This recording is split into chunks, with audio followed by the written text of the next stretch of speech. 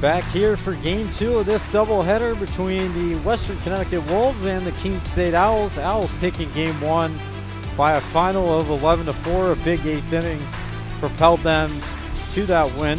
They got 7 runs there. But this is how Western Connecticut will line up for game 2 as the Owls look to sweep the doubleheader. Jesse Dunn once again leads off. He's at second base. Peter Coniglio again in right field. Nicholas Muller now at first base. Stanley Roman at third, batting fourth. Thomas Keogh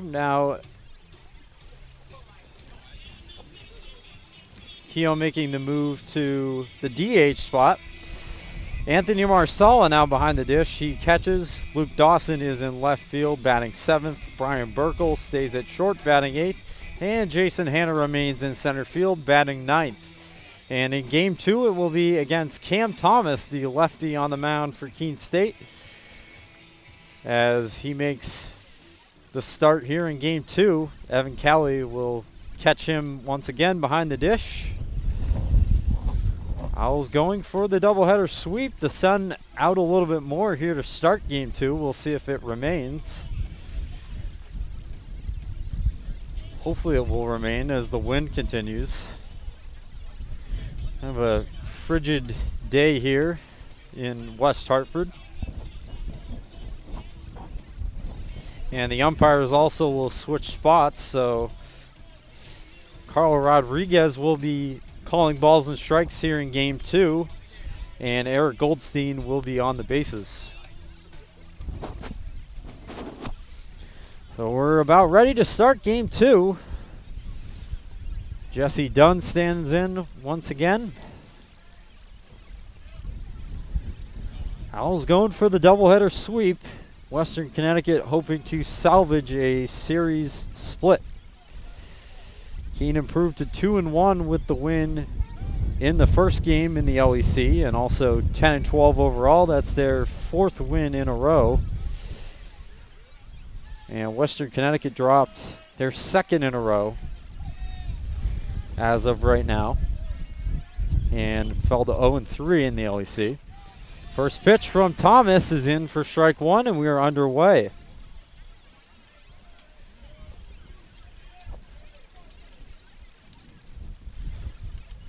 Fouled away right to the backstop here. He will shoo it away. And it's quickly 0-2. First pitch about 433.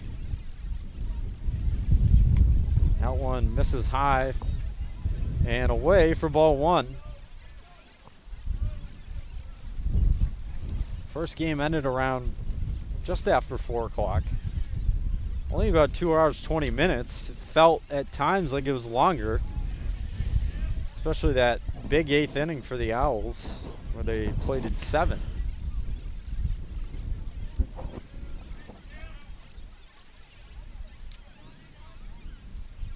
Thomas with another 1-2. And Dunn continues to stay alive. He fouls off another one. I think the Owls definitely could use some length in this game from Thomas. Yeah, definitely. I mean, Zeno only went 2 2/3 in game 1. Luckily, the bullpen did a great job to keep them in it. I mean, they fell behind 3-0, but of course the offense came to life after that. And a swing and a miss. So Dunn is down on strikes. That's the first K of the day for Cam Thomas. And there's one away here in the top of the first.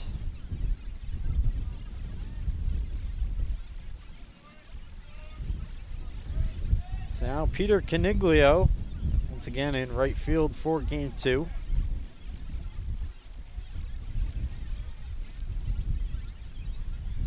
First pitch fired in there by Thomas. That's strike 1.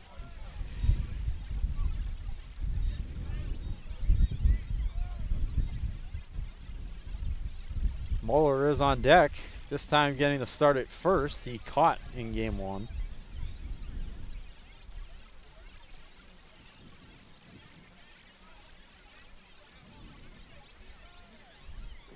The 1-1. Just outside. Count runs to 2-1.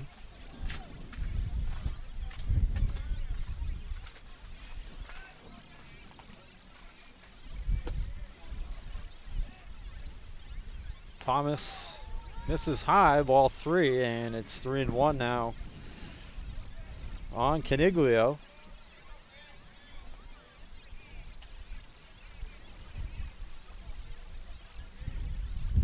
See if he can battle back. Here it is. And that'll miss low for ball 4, so Coniglio's aboard with a 1-out walk.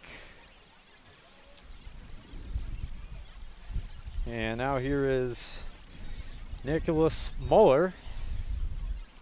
And getting the start at first here in game 2.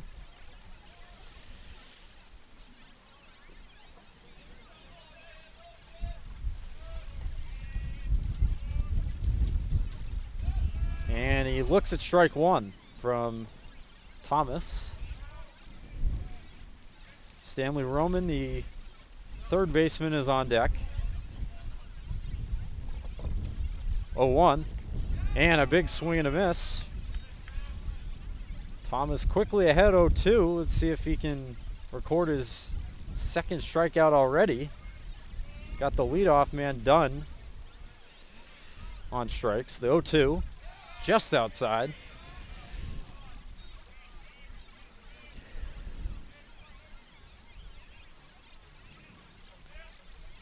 He's in lead at first for Coniglio. He's being held on by Eaton. The 0-2 on the ground, could be 2. Verano to second for 1, on to first for 2. Double play for the Owls to get out of the first inning. We will head to the bottom half. No, nothing here on the Owls Media Network. Responsibility is being accountable for your words and actions, first and foremost. It also is an obligation to be a positive influence in the communities around you. Being in a D3 program, you're going to have lots of different opportunities. You're not just an athlete, you're also involved in student life. Your academics are extremely important. We give a lot of our student athletes responsibilities right from the start by giving them leadership opportunities, by having them engage in the community, be a positive influence. That's being a responsible person.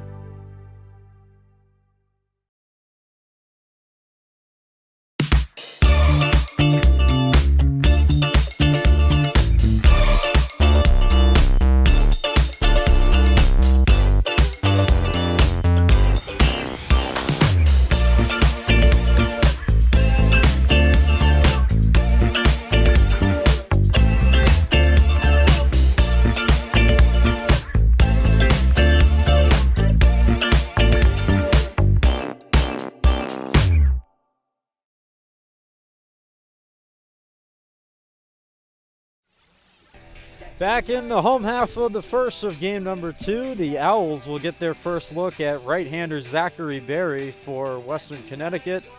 And opposing Berry, it'll be Tommy Ehlers leading off in center field. Brendan Eaton bats second at first.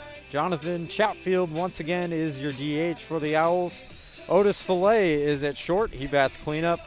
Shea Zena, who got the start on the mound in game 1, is in left field. He bats fifth. Hamilton Barnes batting 6th in right field. Evan McHugh at 3rd batting 7th. Alec Verano at 2nd batting 8th.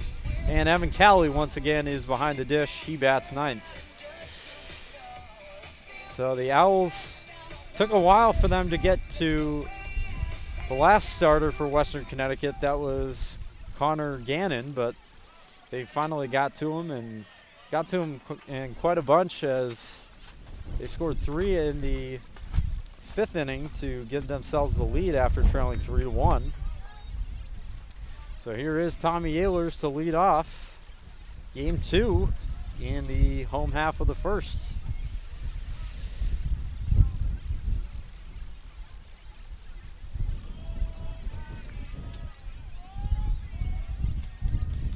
Ehlers led the team in batting average a year ago, hitting over 300.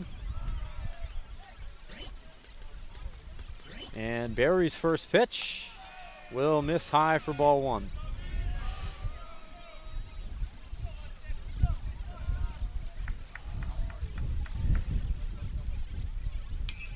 Ehlers pops one up. Under it. And that ball is going to blow in.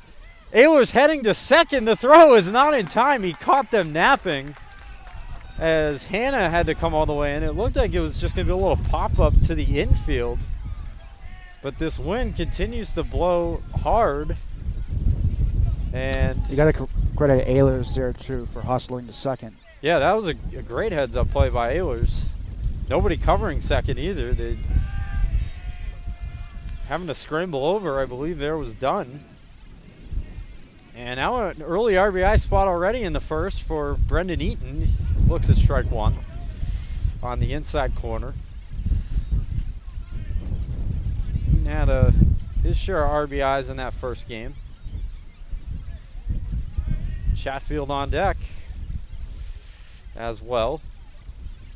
Barry's 0-1. Misses off the plate.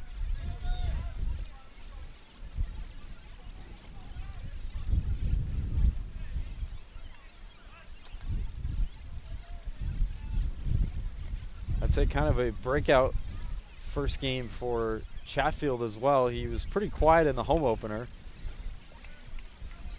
Had 3 strikeouts. Did get on base a couple times with walks, but had a couple doubles.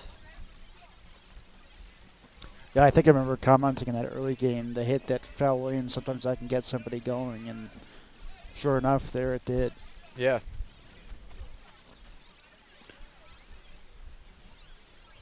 One-two to Brendan Eaton. And a little slider action or something there from Barry. Misses for ball 2. Owls fell behind, as we mentioned, early in game 1, but clawed their way back very quickly. Took a 4-3 lead after trailing 3-0. That was in the 5th. Then they broke it open in the bottom of the 8th as Eaton swings and misses. 4 strike 3, so he's down for out number 1. And that gets it to Chatfield, who we were just discussing.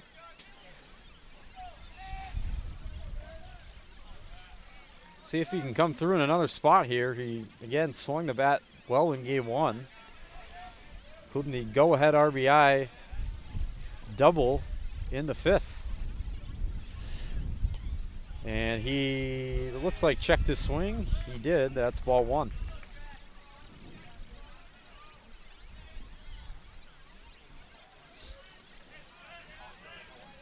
Owls looking to jump out to an early advantage here in game number 2. Looking for that doubleheader sweep. They'll check back to second. Not in time. As Ehlers is back in. 1-0. That one misses.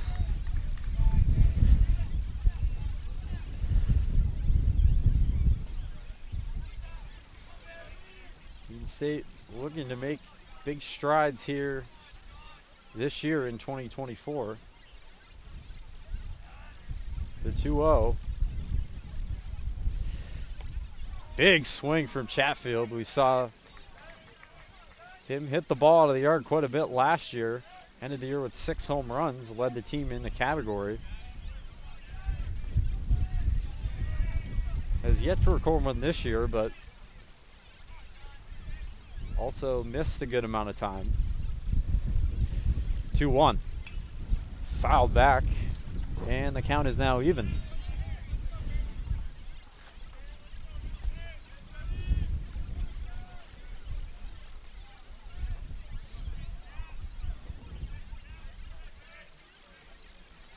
Ehlers at second.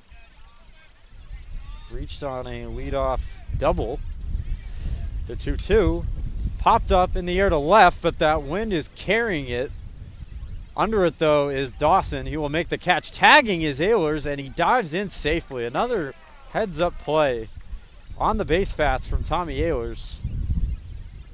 He gets down to third now with 2 out. And it'll be up to Otis Fillet to drive him in.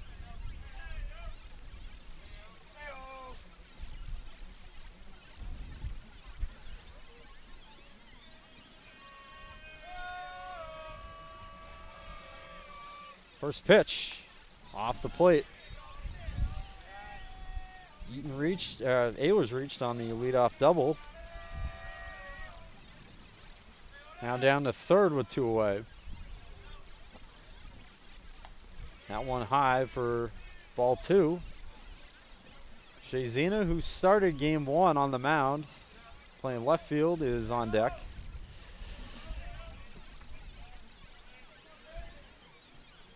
The 2-0. And that's a good take.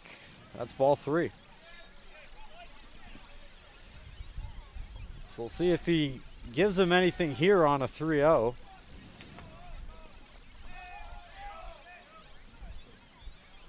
Gary comes set. Here it is. And it's popped up. Roman under it in foul ground. It's going to blow back into fair territory, and it's going to score a run. Fillet is into second. That'll be an RBI double, a very unconventional RBI double, but it counts nonetheless. This wind has been something else today.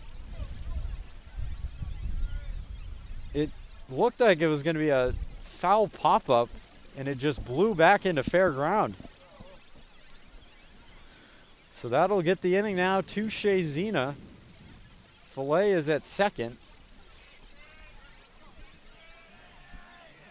with an RBI double. And the Owls lead 1-0 in the first. That one will miss. Already seen a bit of a difference with the home plate umpire. Goldstein in that first game called a lot of pitches, gave the outside corner a lot to pitchers, not so much here from Rodriguez. And Zena grounds one to third. Roman has it, throws to first in time, and that is the end of the first inning. But the Owls get a run on an RBI double from Otis Fillet. We'll head to the top half of inning number 2. 1-0 Keene State on the Owls Media Network. College sports fans, get ready for game day with officially licensed merchandise from the NCAA official online shop, ncaa.com/shop. Get the whole family geared up with the best collection of apparel and accessories, including t-shirts, sweatshirts, headwear, championship gear, and more. Visit the NCAA shop for today's special offer and rep your favorite team now. Only at ncaa.com/shop.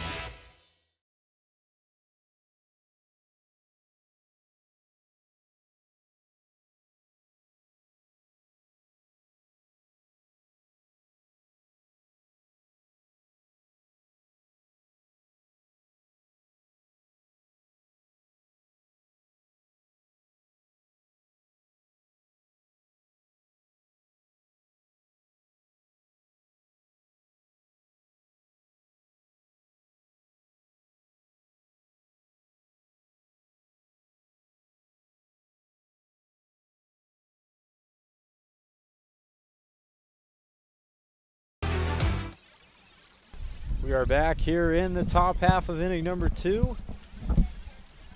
4, 5, and 6 will be due up for Western Connecticut. Stanley Roman, Thomas Keogh, and the catcher Anthony Marsala due up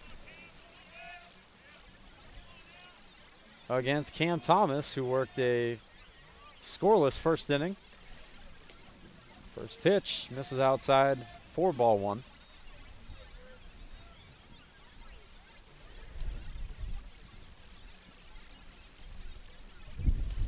That one runs a little in. Rodriguez gives it to him, though. That's strike 1.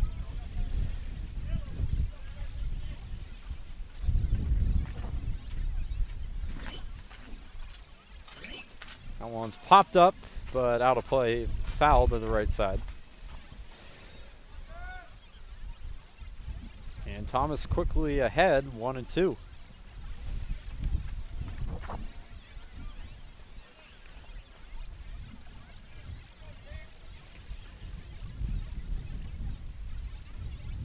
Here it is.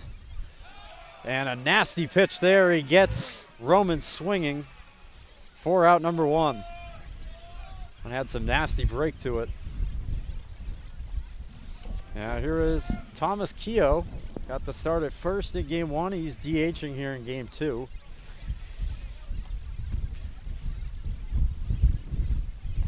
And he looks at strike one. So Thomas filling up the zone here pretty early on. And now working with a 1-0 lead. That one will just miss off the inside corner.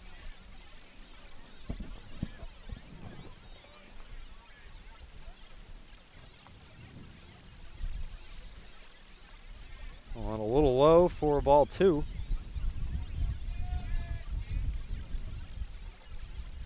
Not many changes on defense for the Owls here in game two, although Barnes started game one in left field. He's now in right, as Shea Zena now in left.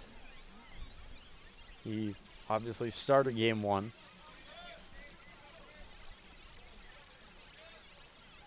Infield remains the same. Just off the corner. And the count runs full.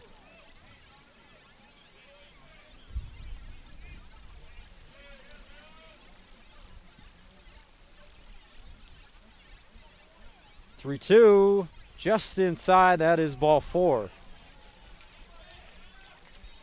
So Keogh takes the walk with one out. And that's back-to-back innings now that Thomas has issued a one-out walk, but he got out of it last time with a ground ball double play on the 4-6-3. So now here is Anthony Marsala, the catcher for game two. He looks at a ball.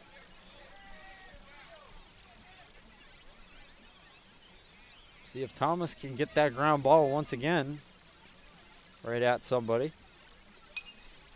Marsala takes a big cut, fouls it away for strike one.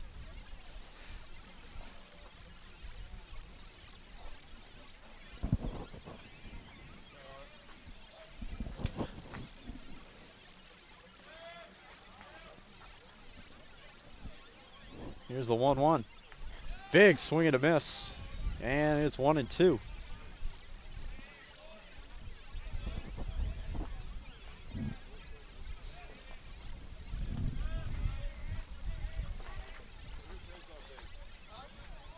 The 1-2. Fouled right back to the screen. Fails right back at us. Of course, there's a net right here, but I'd say this is a lot different than our setup at home. Yeah.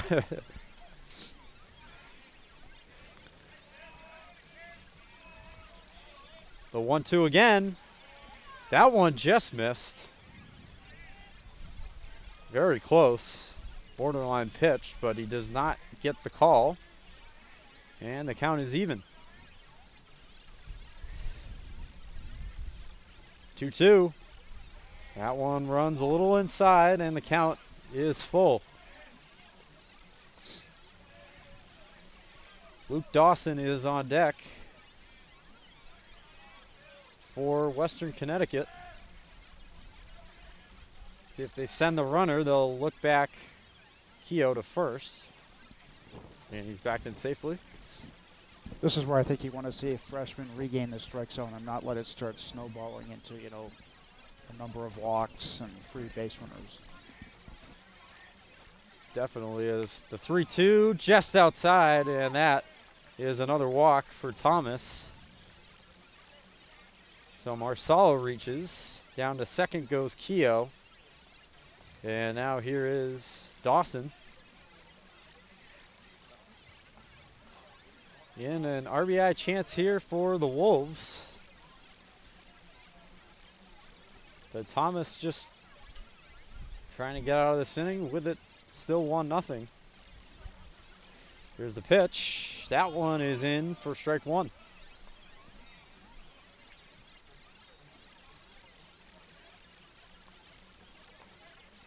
Owls didn't lead game one until the fifth inning.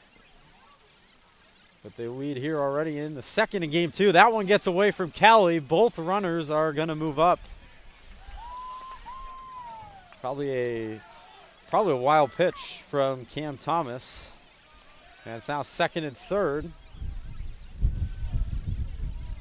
So primary eye spot now here for Dawson. Infielders on the corners will move in. That one chopped, foul, and it's 1-2. So now you need kind of that strikeout pitch. Unless you get a ground ball to one of the, either the first baseman or the third baseman here, is Eaton and McHugh both playing in a little bit. Certainly a spot you want to strike out. Here's the 1-2. Bounced and stopped by Callie. Count runs even. This would be a big strikeout if Thomas can get it. Here's the 2-2 pitch. And it runs inside on Dawson to run the count full.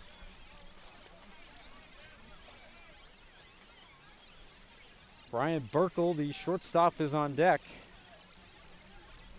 Here's the full count pitch. And foul tip to the mitt. That is strike 3. So Cam Thomas gets a big strikeout for out number 2 as Dawson fans, and there's 2 away. That'll be up on the western side for Burkle to get it done. Once again, the shortstop for game 2. First pitch from Thomas. Runs in. Nice stop by Evan Callie. And Coach Blood is going to go out to have a little conference with Thomas. Try to calm down a bit. He has walked a couple in this inning.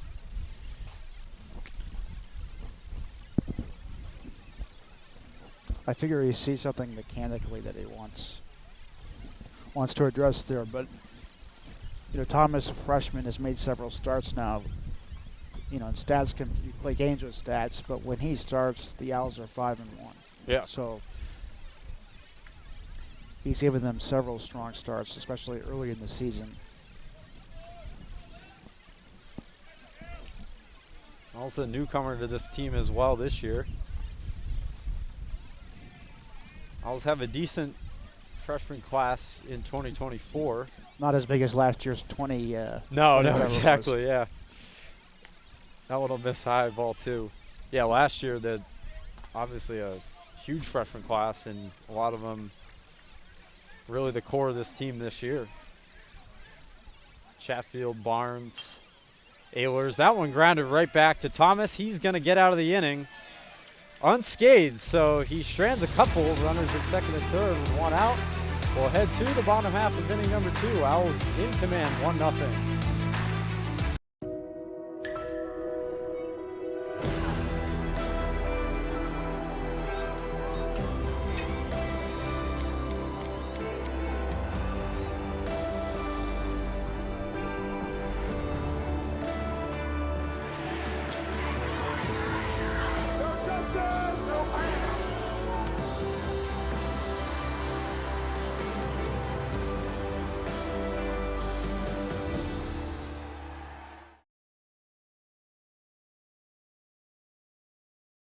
College sports fans, get ready for game day with officially licensed merchandise from the NCAA official online shop, ncaa.com/shop. Get the whole family geared up with the best collection of apparel and accessories, including t-shirts, sweatshirts, headwear, championship gear, and more. Visit the NCAA shop for today's special offer and rep your favorite team now. Only at ncaa.com/shop.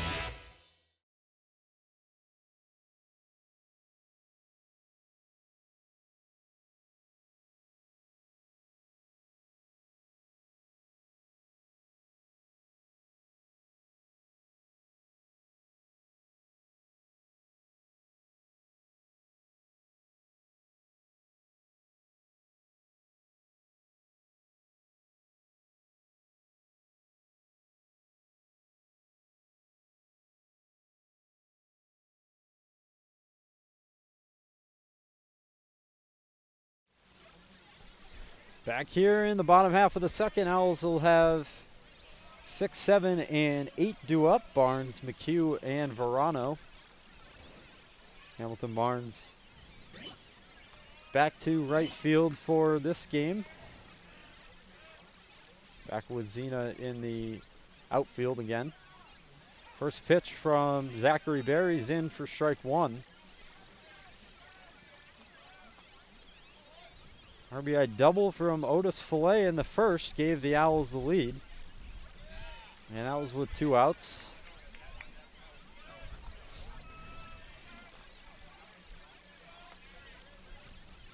One to Barnes. And he's going to ground one past the dive of Roman at third and into left field for a leadoff single.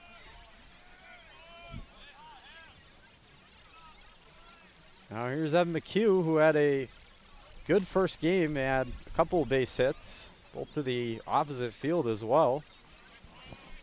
Always good to see.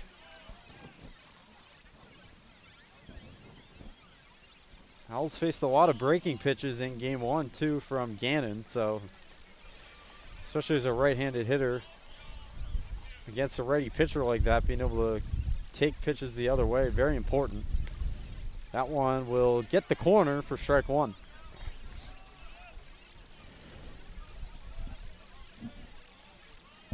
McHugh actually has a 7-game hitting streak after his 3-for-4 effort in the first game. Looking to stay hot this afternoon, even with the chilly weather. That one is in for strike two. He's quickly behind to Barry. If he can shorten up here. Barnes is at first after the leadoff single. See if they'll get him in motion at some point this inning. And Barry with an 0-2. That one runs up around his head. He gets it out of the way.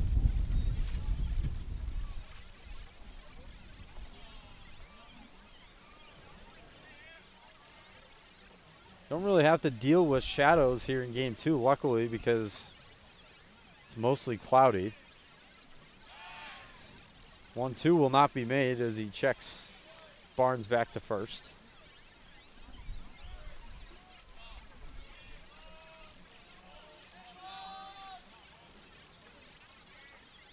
One-two, Barnes goes and he bluffs as McHugh strikes out swinging for out number one.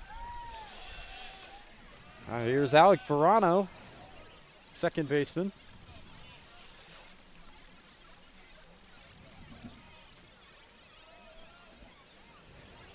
Looks into the signs from third base coach Sean McKenna.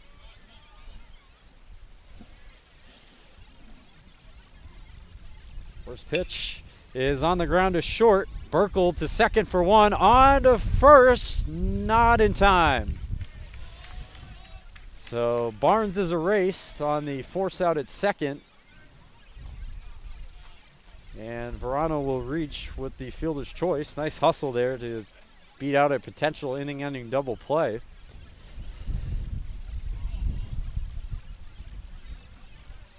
So we'll get the inning to Evan Cowley.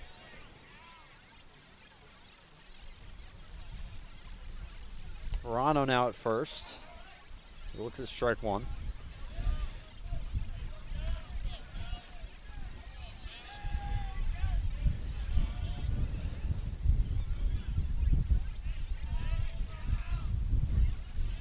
Here's the 0-1 from Barry.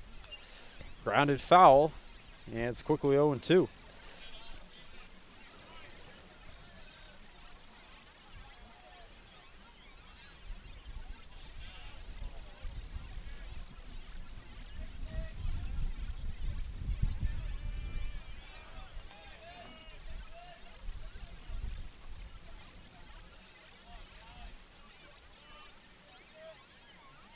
Barry with an 0-2 to Evan Cowley.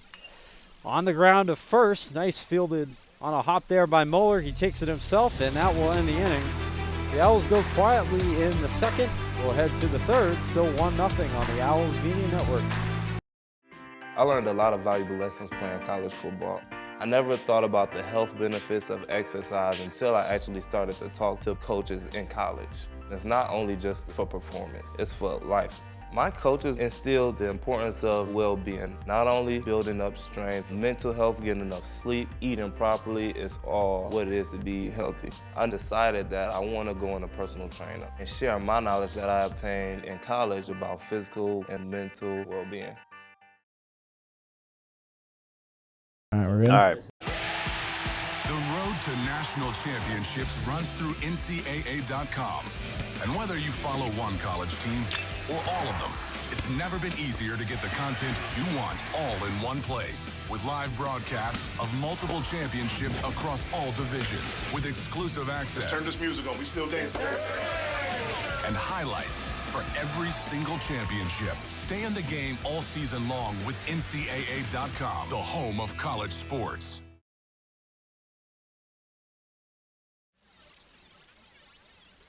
Back here for the top of the third inning. Just a reminder that today's broadcast is brought to you in part by Keene Auto Body, located at 543 Main Street in Keene. Your collision specialist since 1928. Cam Thomas working into the third inning here. And he'll get 9, 1, and 2 due up for Western Connecticut. Jason Hanna, Jesse Dunn, and Peter Coniglio. Working out of some trouble last inning, had runners at second and third with only one out. Was able to strike out Luke Dawson on a foul tip, and then got Brian Burkle to roll over back to the pitcher for the final out. Some sort of extracurricular activity with the umpires. Yeah, we are ready for the first pitch of the third.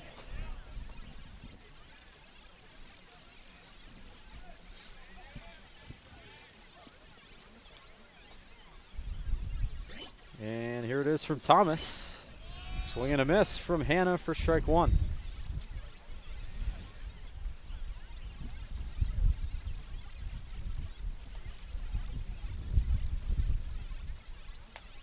A little miss outside.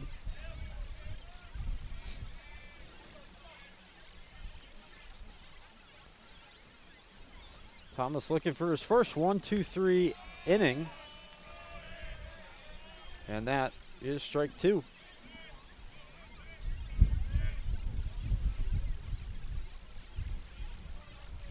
Here it is, the 1-2. And a nice, nasty breaking ball there. And he gets him for strike three. One away.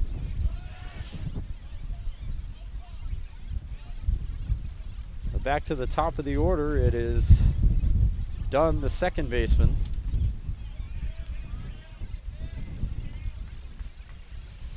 Thomas fires. Strike one.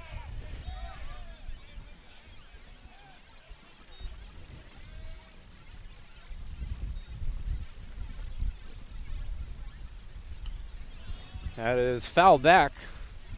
Lined pretty sharply, and it's 0-2.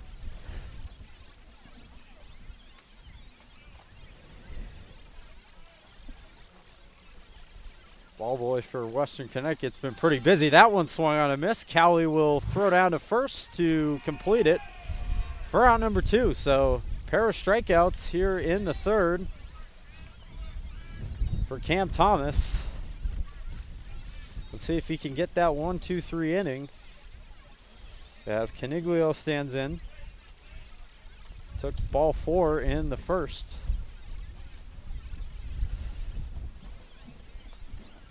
Thomas ready to work. First one misses high and inside.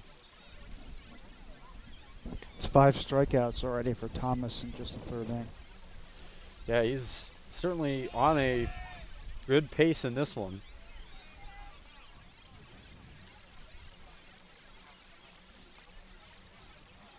Already halfway to 10. Only in the third. That's strike two. 1-2. And Coniglio will ask for time. And it's granted by home plate umpire Rodriguez. And the 1-2. fouled away to stay alive. And they'll have to go get that one. Once again. Thomas looking for a 1-2-3 third. The 1-2. And he freezes Caniglio with strike 3. He strikes out the side. That's now 6 on the afternoon for Cam Thomas. We'll head to the bottom of the third. Owls still in front, 1-0 on the Owls Media Network. So when I ask students why Keene State, the students say unanimously it's the sense of community. The feel when you walk on this campus is immediately a sense of belonging, a sense of safety, a sense of welcome, and a sense of opportunity and promise. And so I think our students feel that when they come to our campus, and they experience it when they join us.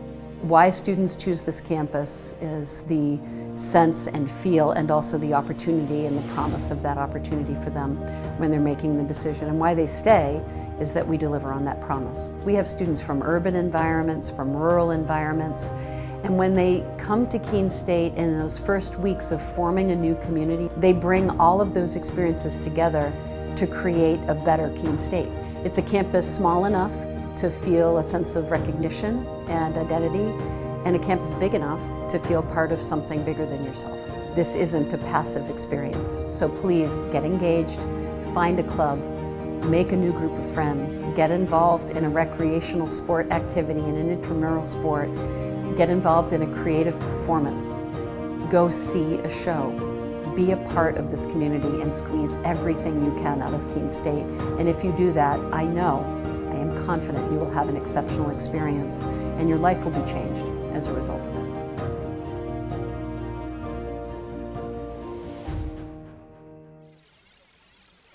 Back on in the bottom of the third. Owls will have the top of the order due up. Tommy Ehlers stands in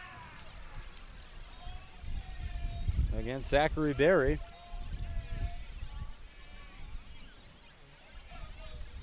Cam Thomas striking out the side in the top half of the inning.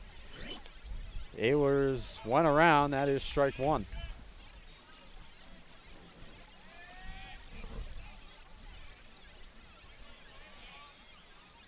Berry's been pretty effective as well, as he pops one up under it. To make the catch is Mueller for out number 1. And now here's Brendan Eaton.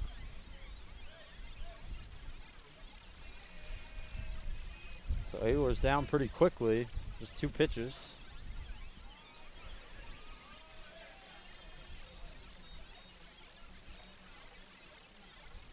Ehlers came around to score in that first inning for the only run so far. Eaton looking at ball 1.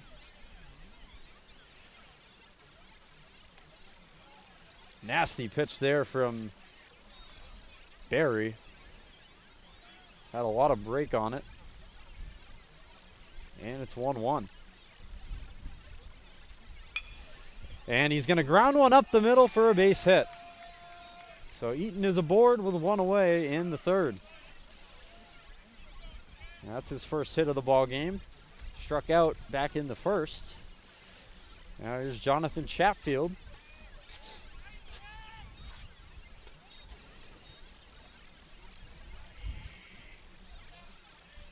See if he can get a hit here. And he goes around. That is strike 1.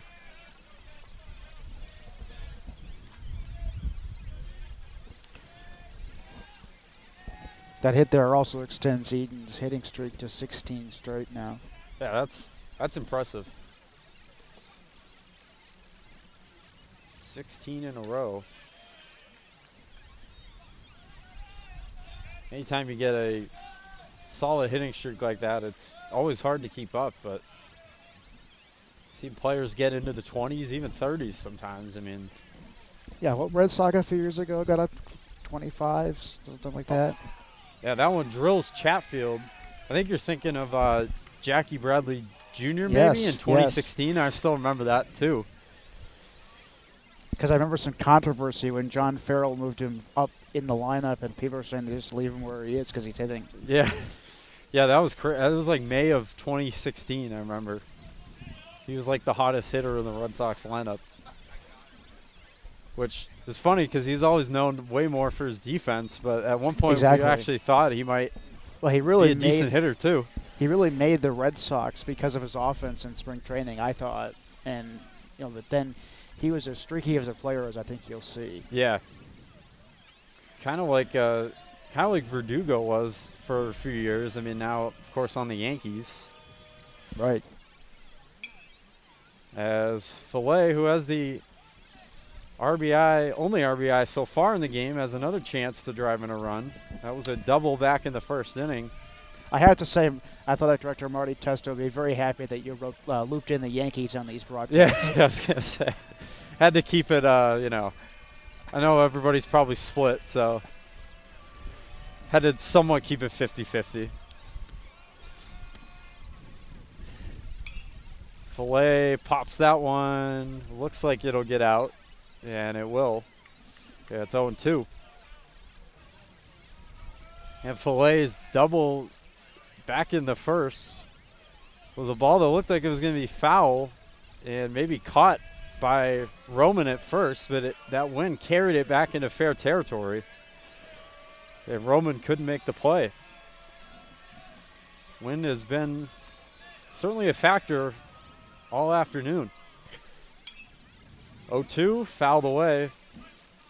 So he'll stay alive for at least another pitch.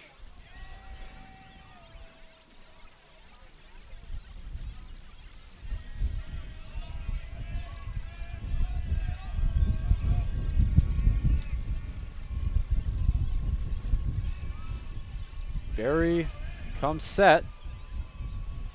Here's the 0-2. And Fillet fights it off again. He's wearing out that left field foul territory. See if he can time it up right and bring in Eaton here from second. Chatfield is at first. And that one misses outside. Good take. Sometimes hard to lay off when you're in a streak fouling off balls like that. You almost just want to keep swinging.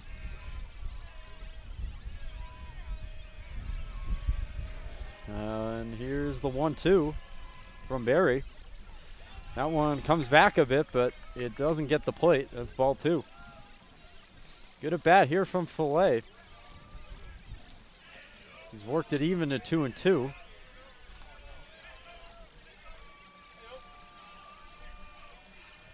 Trying to come through with another RBI. And he's going to rip one into right field, a base hit. Eaton got a late jump, but they're going to wave him in anyway. The throw is not in time. Otis Fillet with his second RBI of the day, this time an RBI single, and the Owls double the lead. It's 2-0. How about the hitting today from Otis Fillet here in Game 2? He fell back 0-2 in that count. Well, really all season, I think he's taken a big step forward offensively so far this year. And I think you're seeing it help the lineup overall. He's become much more regular in the lineup, too. We saw him on occasion last year, but not as frequently as we've seen him this year. After this game, hitting .346. Yeah, Zena doing well as also. That one runs inside. Count is even. Yeah, Zena leads the Owls with 3 home runs. Yeah, he's got the power to do it. And big cut there. Might have been what he was thinking about, but he comes up empty for strike 2. Haven't seen any home runs in this park today from either side. It's actually the second day in a row Western Connecticut is playing at this field. They lost to St. Joseph here yesterday. And Zena goes fishing on a ball away, and he strikes out for out number 2. So it'll be up to Hamilton Barnes to see if keep the inning going. Maybe get another run in or 2. Chatfield is at second. Filet with the RBI single is at first. And that one hung up in the zone a bit, but Barnes can't catch up to it. Almost said Chatfield. I think Wisconsin pitchers love these off-speed pitches. I think we've seen a lot of off-speed pitches today. Yeah, there's been a lot of steady diet of either sliders, breaking balls of some type. That's the benefit to be behind the plate, is you can kind of see the break of the pitches better.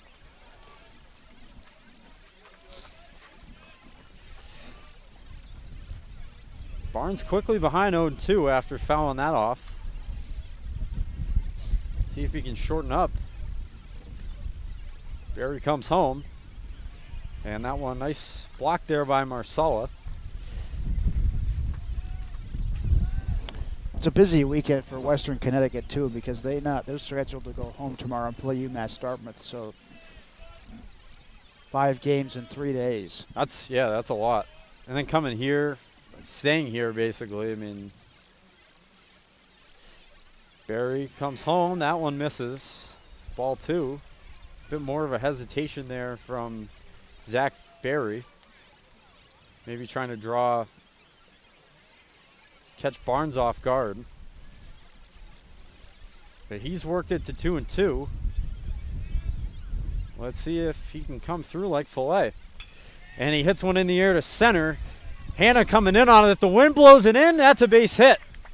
Rounding third and scoring is Chatfield. Down to third is Filet on the RBI single from Hamilton Barnes. It's 3-0. It has not been a good day to be in center field today. That wind has really been knocking balls down, and I think it did again right there. I was just going to say, that feels like an inordinate amount of pop-ups like that keep falling in, but we'll keep taking them. I don't know if we'll see that as much as we have today the rest of the season. But both teams, of course, playing in it, so. Very true. That one's popped up by McHugh. Caniglio over in foul ground. He made a diving attempt. He can't come up with it. Great effort, though. And it falls foul.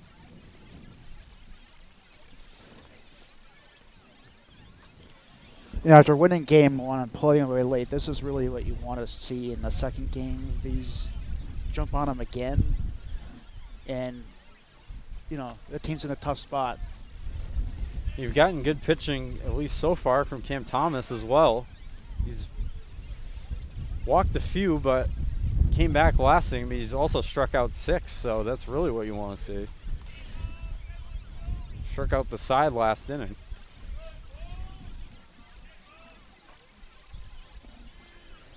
Oh, 1. Runner goes. They're going to try that move again.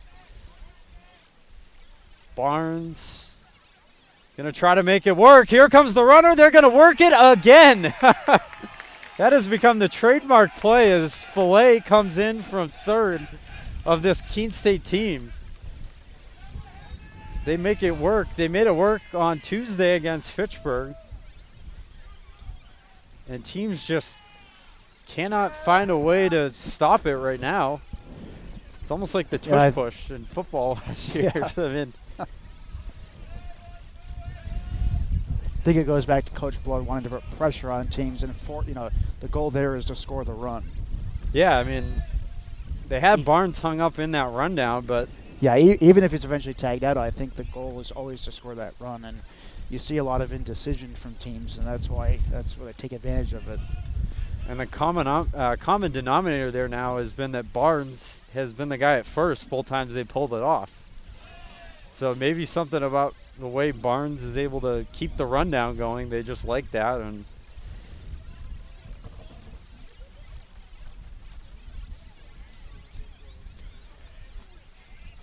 able to distract them enough to get Filet to score, and Barnes, of course, down to second. Here's the 3-1. McHugh will foul that one away, and the count is full.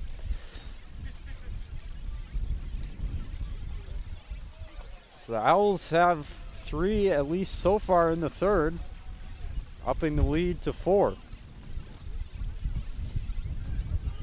And getting right out in front of Western Connecticut early here in game 2 after trailing early in game 1. Barry with the full count. Fouled away again.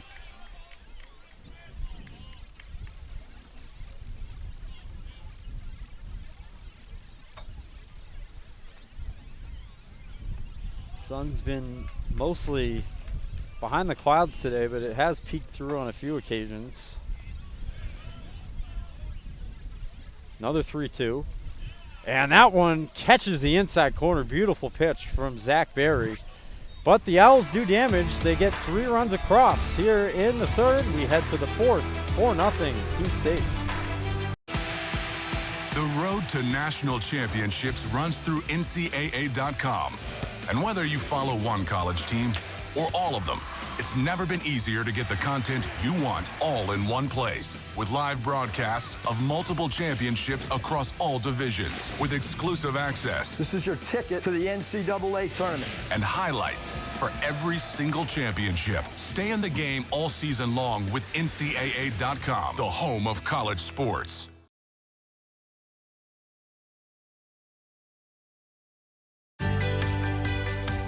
Responsibility is being accountable for your words and actions, first and foremost. It also is an obligation to be a positive influence in the communities around you. Being in a D3 program, you're going to have lots of different opportunities. You're not just an athlete, you're also involved in student life. Your academics are extremely important. We give a lot of our student athletes responsibilities right from the start by giving them leadership opportunities, by having them engage in the community, be a positive influence. That's being a responsible person.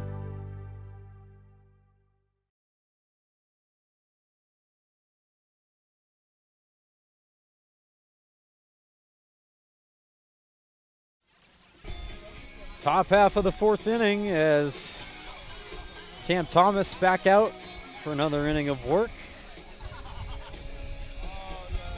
It'll be 3, 4, and 5 due up for the Wolves. And Nicholas Muller, the first baseman, leads off.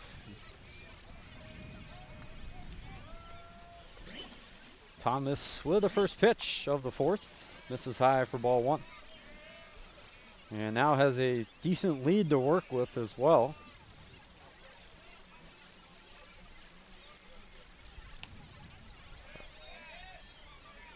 RBI single last inning from Fillet.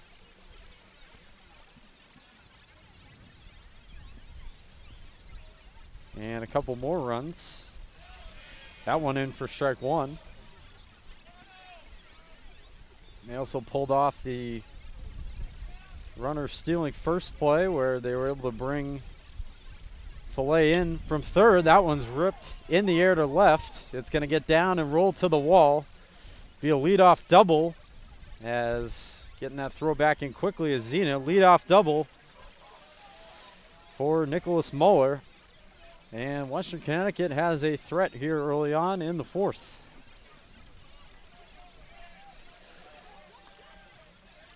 Now here's Stanley Roman.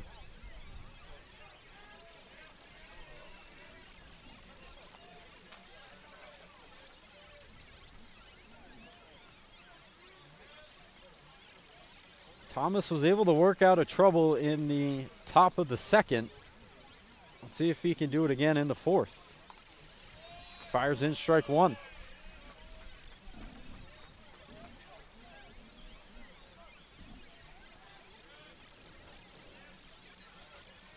The 0-1. That'll miss.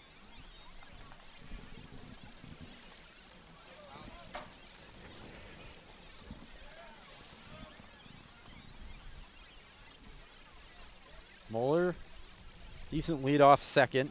Nice breaking pitch, but it just didn't get the plate or enough of the plate.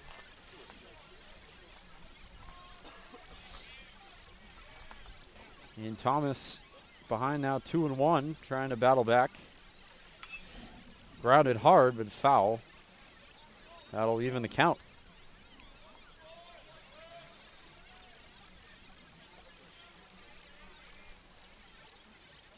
Thomas Keogh, the DH, is on deck.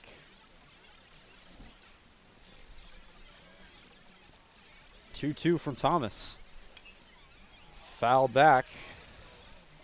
And Roman remains alive in the count. A little early on that one. On the breaking pitch from Thomas.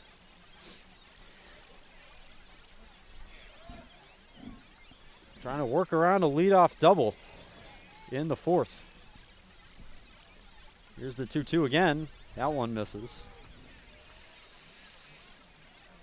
And the count is now full.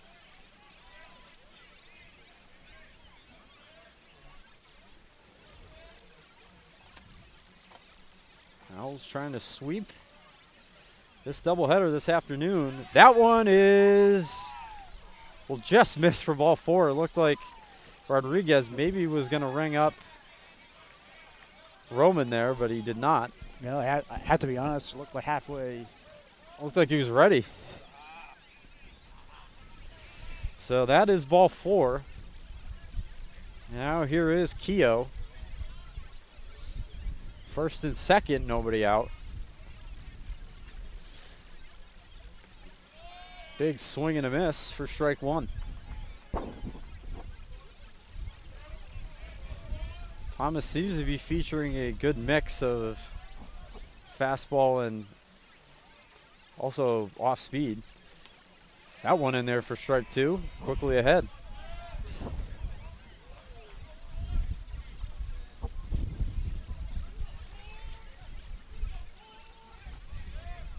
The 0-2. That one will miss off the plate.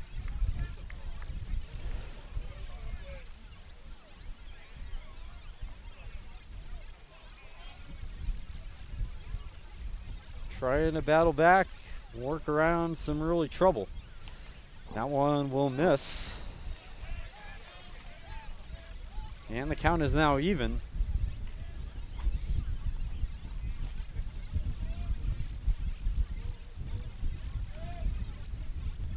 In the top of the fourth, Owls in front 4-0. Here's the 2-2. And he'll just get a piece of it to stay alive.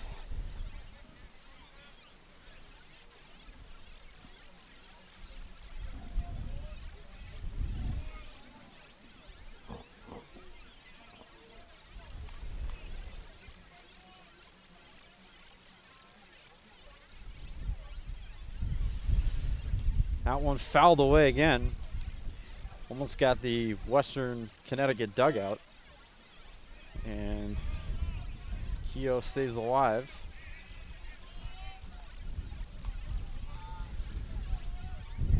So Muller at second, Roman at first. Here's the 2-2. That's going to be popped up. This could be trouble, though. Barnes is under it in right field. He'll make the catch for the first out. Is hit too shallow. Muller could not advance from second to third. And there's one away. Big first out there for Thomas. And now here's Anthony Marsala.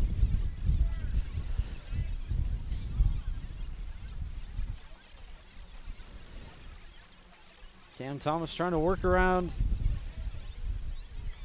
the leadoff, the runner's on with nobody out. This one's going to go to the backstop, and both runners are going to move up. So much like in the second, it is second and third for Western Connecticut with one out. On the wild pitch there from Thomas.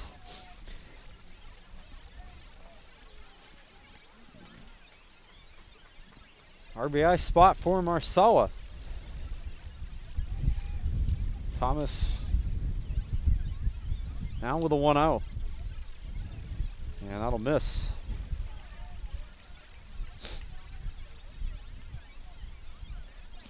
Trying not to let the Wolves back into it here, as Coach Blood will head out.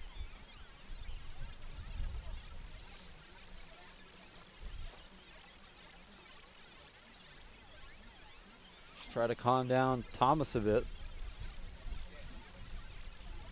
Doesn't look like anybody warming right now for Keene. Coach Blood decided to throw that ball away.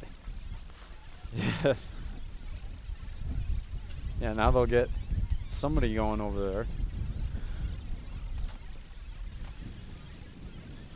Just trying to calm him down here.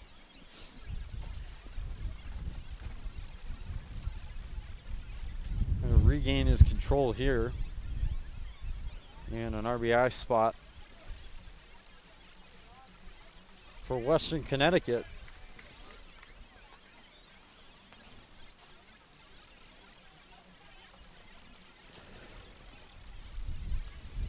Muller at third, Roman at second. The 2-0 is popped up, but it'll get out of play, foul.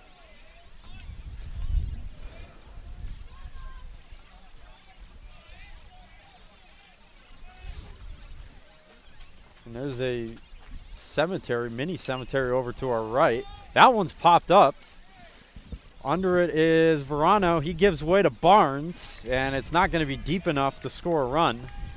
And there's 2 away. So he's got 2 pop-ups to right field. He's always nervous with this wind today that ball may blow away or fall in, but it did not. So now here's Dawson. It's going to be up to him to salvage this opportunity for the Wolves. He looks at ball 1. Guess a little high. And Thomas just an out away from getting out of another jam. Big swing and a miss. He worked out of a very similar situation in the second, trying to do it again in the fourth.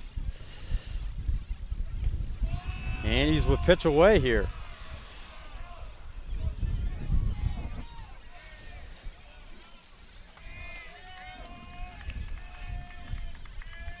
The 1-2. Bounced in the dirt. Nicely stopped though by Callie. And the count is even.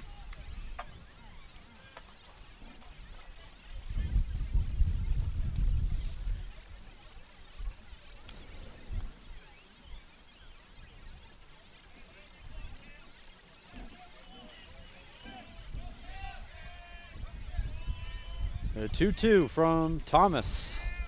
And here it is. And that's in the air to left. But it is going to drop in front of Zena, and 2 runs are going to score. The wind once again playing a big factor. So that is going to be a 2-run single for Luke Dawson, and just like that, the lead is cut in half. It's now 4-2. Not sure there if his first step was back, but if it was, it fell in front of him. It's a tough hit to give up there because it felt like you were building momentum to get out of the inning, and now it's 4-2. Yeah, that is somewhat of a backbreaker, just 1 pitch away from escaping another jam. Instead, he does allow the 2 so far. Just 1 out to get, though, to get out of it and get to the middle innings with a 2-run lead. That ball off the bat of Dawson almost looked like it was going to go further, but again, the wind really is. True, yeah. Balls are not really traveling. That wind is knocking it down. That one popped up and foul, out of play. And there's a cemetery over to our right, kind of behind us, that's been getting a lot of baseballs today. Kind of an odd spot, but hope don't disturb anyone. That's a foul ball.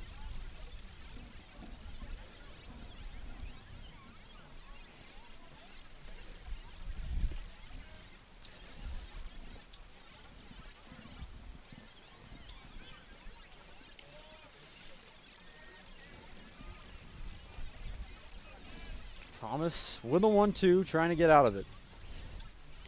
And that'll just miss off the outside corner.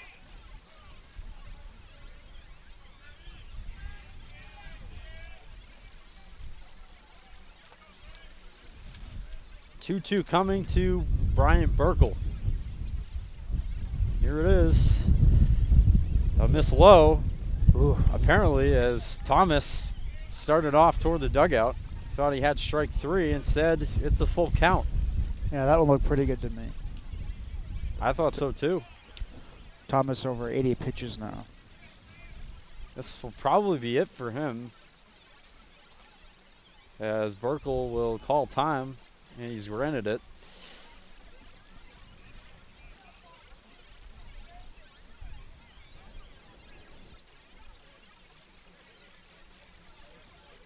Full count pitch coming up, and Dawson will be off from first with 2 away.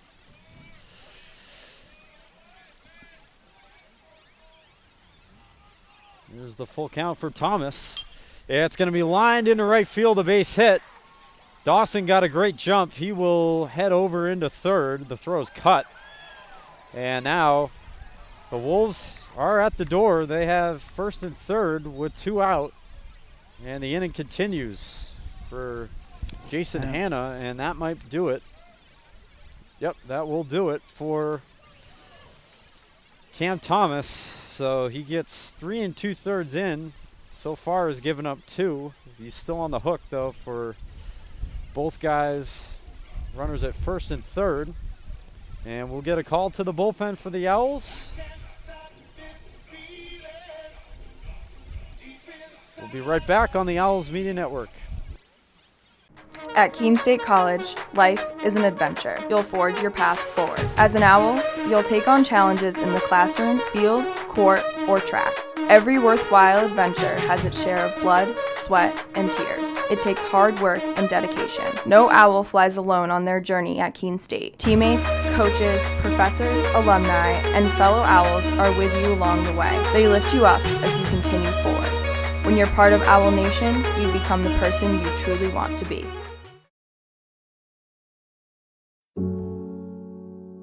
A single thread is unique. Like each of us, full of purpose and potential. A strand designed to connect, strengthen, and unite. But we face different challenges and have different opportunities. By acknowledging that others may struggle in ways we do not, we can celebrate our differences, embrace each other, and fortify the ties among us. A single thread can fray, yet when it's woven with another, a bond forms. A new strength created by the fabric of the whole. Let's embrace the fabric we make together, the diversity of our threads, to reach beyond ourselves and overcome the impossible.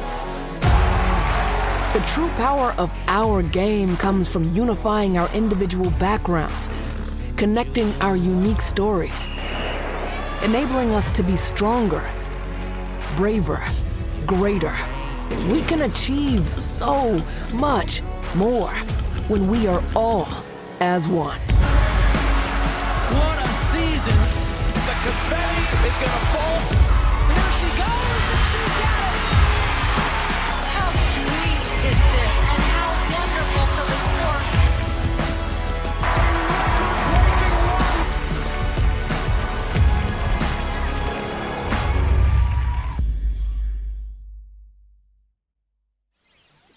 Back here for this pitching change, it'll be Troy Brennan out of the bullpen for the Owls. He recorded the final out of Tuesday's victory over Fitchburg State. And looking to get out of a jam here, first and third, 2 out, already 2 in for the Wolves. First pitch, misses ball 1 to Jason Hanna.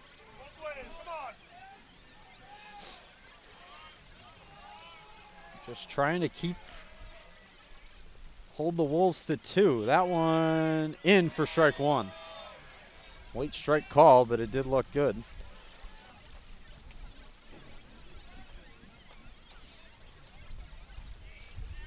The 1-1. And he's going to tap that one, but it is foul. Got a piece of him for strike 2.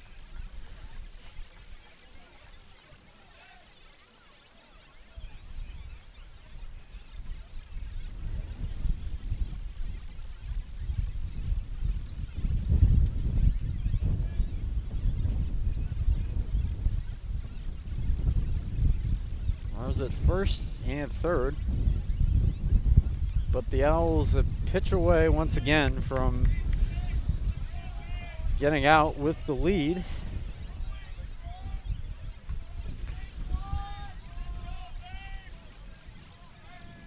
Here's Brennan's 1-2. It's going to be tapped to first. Eaton's got it. He's going to tag the runner himself. That will end the inning. But Western Connecticut gets a couple. They draw closer. It's now 4-2, entering the bottom of the fourth on the Owls Media Network. If you're not here for Fandom 101, you're in the wrong class. Here, we learn the fundamentals of fanology, the basics of bringing the noise, and the physics of bringing it out. Your path to fan mastery begins here. It's all part of the curriculum. The NCAA Championships. Attendance is encouraged. Passion is mandatory. Buy your seats today at ncaa.com/tickets. Class dismissed. College sports fans, get ready for game day with officially licensed merchandise from the NCAA official online shop, ncaa.com/shop. Get the whole family geared up with the best collection of apparel and accessories, including t-shirts, sweatshirts, headwear, championship gear, and more. Visit the NCAA shop for today's special offer and rep your favorite team now. Only at ncaa.com/shop.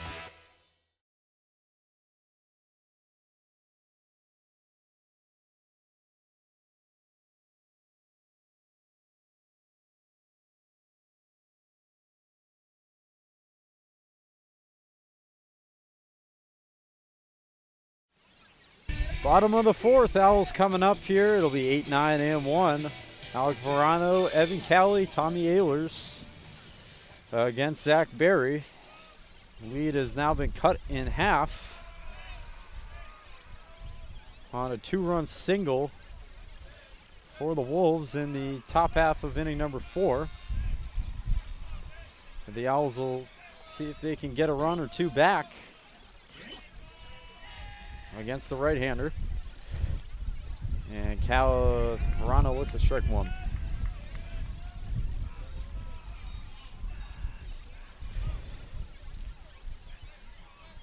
Berry working pretty quickly, the 0-1. This is down and away.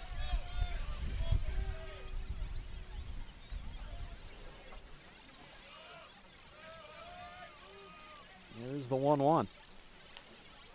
Nice breaking pitch there, broke right back over the plate. And it's 1-2 on Alec Verano. And he goes after it, comes up empty. Alec Verano down on strikes for out number 1. Another good breaking pitch there from Berry. There's Evan Cowley.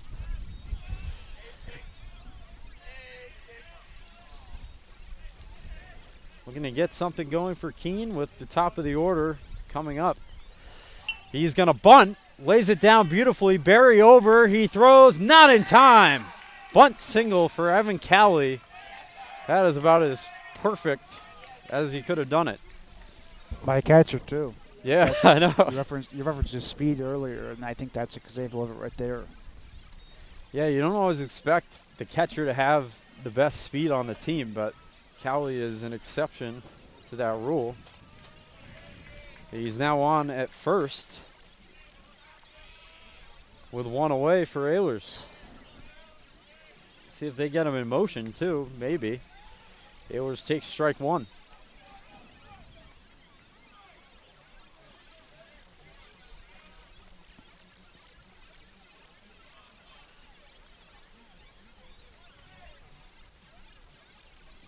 Here's the 0-1. He'll throw back to first, head of Muller.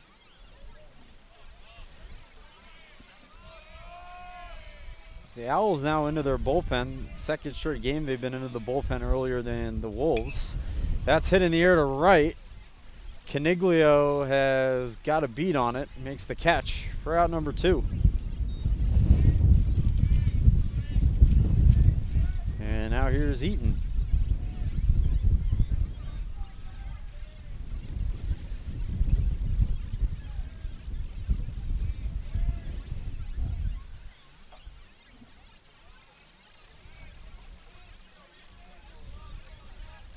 at least able to get a little more out of the starting pitching this game.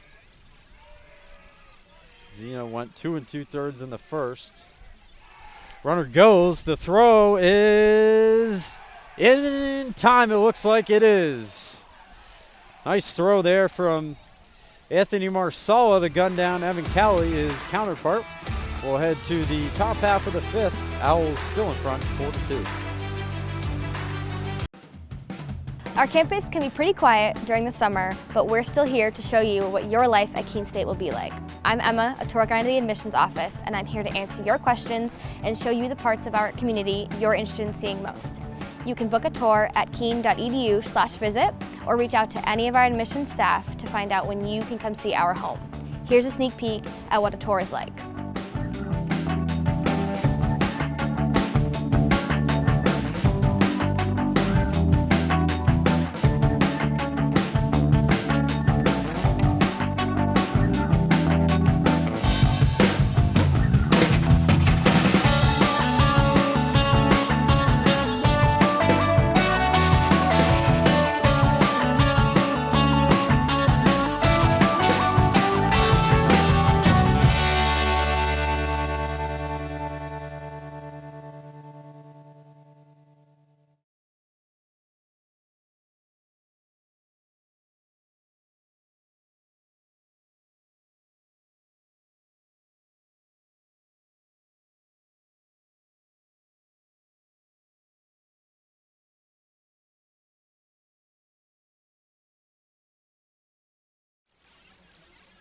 Back on the Owls Media Network, the Keene State College Athletic Department and the Owls Media Network would like to thank our community partners.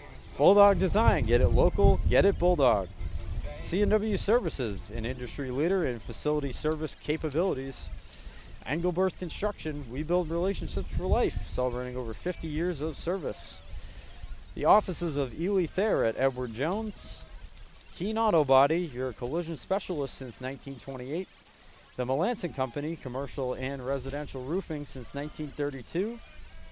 And the New Hampshire Army National Guard. Visit nationalguard.com/NH. Troy Brennan back on for the top half of inning number 5 against 1, 2, and 3 for Western Connecticut. As Jesse Dunn leading off. And he is now even in the count, 1-1.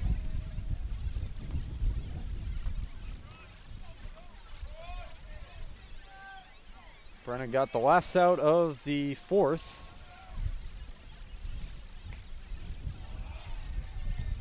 Got Jason Hanna to roll over on a ground ball to Brendan Eaton at first.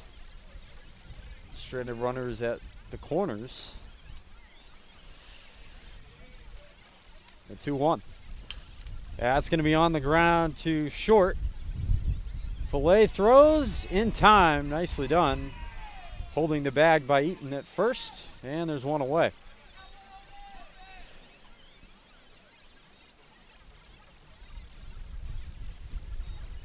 That was Peter Caniglio.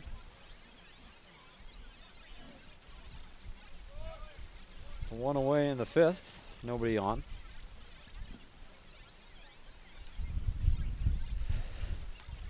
Brennan fires in, strike one right down the heart of the plate.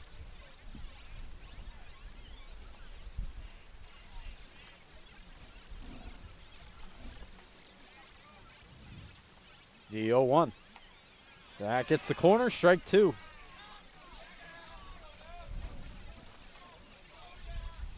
Owls would love a quick 5th inning right here, if they can get it. Good work from Brennan as well. The 0-2. That's a good take. That's ball 1.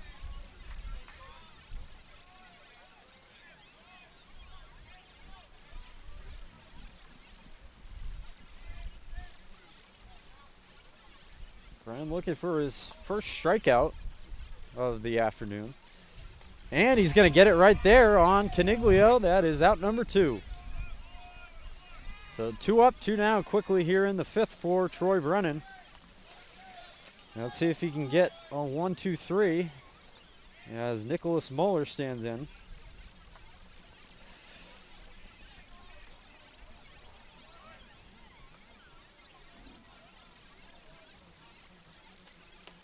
Pitch in for strike one. Owls in front 4-2. They got 1 in the first, 3 in the third. Couple RBIs in this one from Otis Fillet as that's grounded to McHugh. Throw to first in time. A 1-2-3 fifth for Troy Brennan. We head to the bottom half. Owls still in command 4-2 on the Owls Media Network.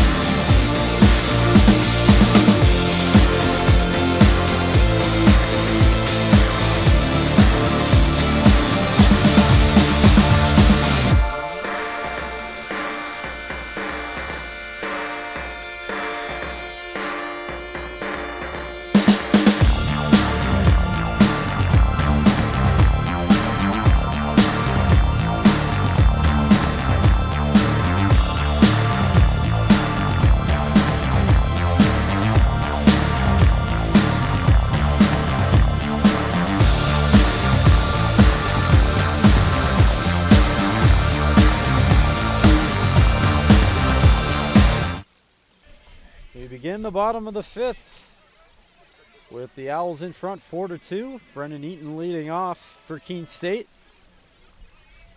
2, 3, and 4 coming up. Part of the Owls order. Part that's had a big impact, especially in this one. Eaton goes after the first pitch, pops it up. Mueller in foul ground has got it for the first out. So that is a fast start to the fifth for Zachary Berry, who works into his another inning of work. And here's Jonathan Chatfield. He's been the DH for both games. First pitch from Berry. And that is off the plate. Otis Fillet, who has a couple RBI in this one, is on deck. And he looks at strike one.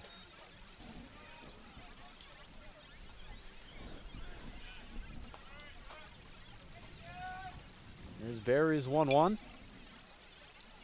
Chatfield fouls it away for strike two.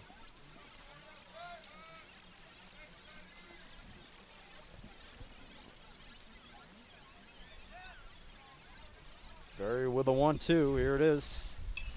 And he stays back. He pops it up. Roman in foul ground on the third base side makes the play. There's two away. I've seen that be the trouble side today. Not that time, though, as he makes a nice catch. Quickly 2 up and 2 down. This game seemed to move, at least seemingly seemed to move a lot faster than that first game. Although it was still under 3 hours.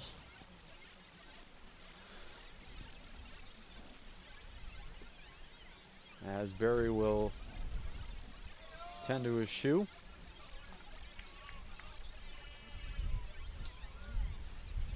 Here's Otis Fillet getting ready to stand in. 2 for 2. He's doubled and singled, both RBIs. Double in the first and RBI single in the third. No, third on the team in RBIs. Yeah, he's had a very good sophomore season so far.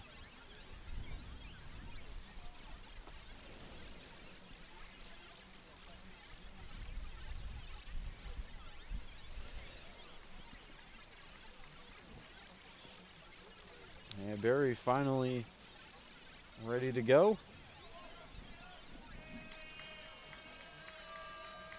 Trying to avoid a 1-2-3 bottom of the fifth. First pitch. Off the plate.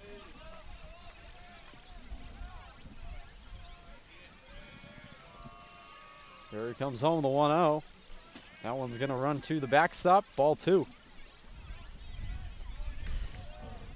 Zena goes over to grab it in the on-deck circle. He would hit next. And he's going to line that one into center, a base hit.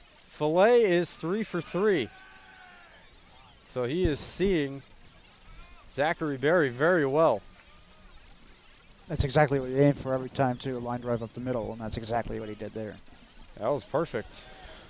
And 2-0 pitch, good count, too, to try to drive it. He's getting hot with the bat.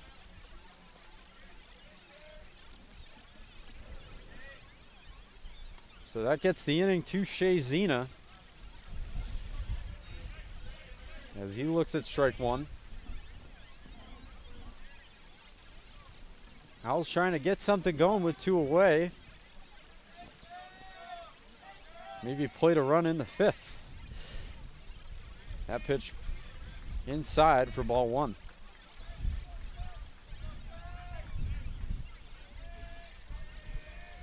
See if Fillet maybe tries to steal. Being held on at first. And they'll check him back in safely. 4-2. Keene in command of game 2. Took game 1, 11-4. The 1-1. That one runs inside. Fastball. Seen a lot of off-speed stuff from Barry today and also from Gannon in game 1. Up near 80 pitches right now, but nobody warming up that I can see. And Gannon, I mean, it was only Connor Gannon pitching for them pretty much in game 1 until the very end in that 8th inning when it got way out of hand.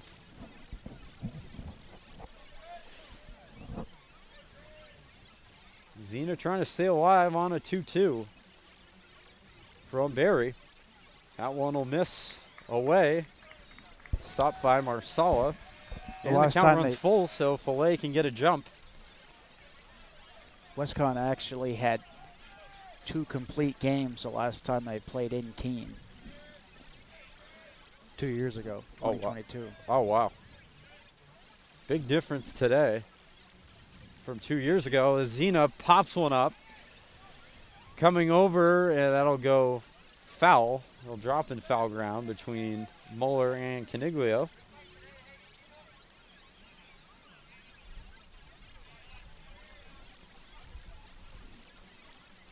So Zena will get another shot, and Fillet will get another jump. Be great if he could drive one. There's a massive gap between center and right. Also between left and center as well. Here's another 3-2 from Barry, and it is swung on and missed. So Zach Barry gets the strikeout. We'll head to the 6th. Still 4-2 Owls on the Owls Media Network. College sports fans, get ready for game day with officially licensed merchandise from the NCAA official online shop, ncaa.com/shop. Get the whole family geared up with the best collection of apparel and accessories, including t-shirts, sweatshirts, headwear, championship gear, and more. Visit the NCAA shop for today's special offer and rep your favorite team now. Only at ncaa.com/shop.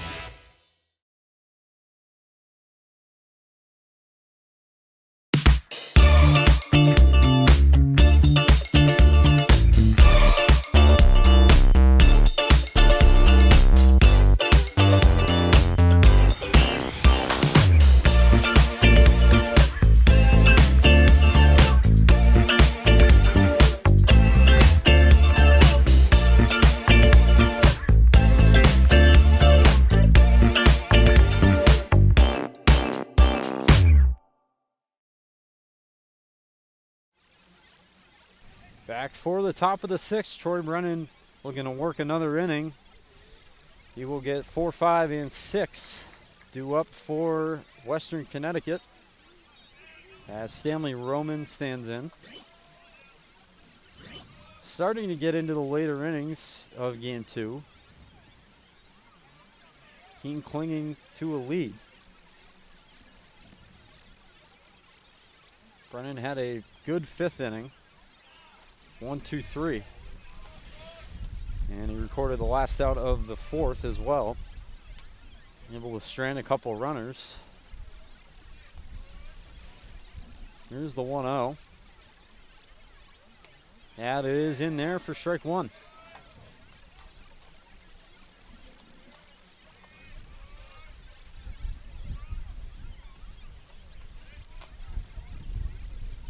Owls trying to overall get their 5th win in a row. That one in for strike 2.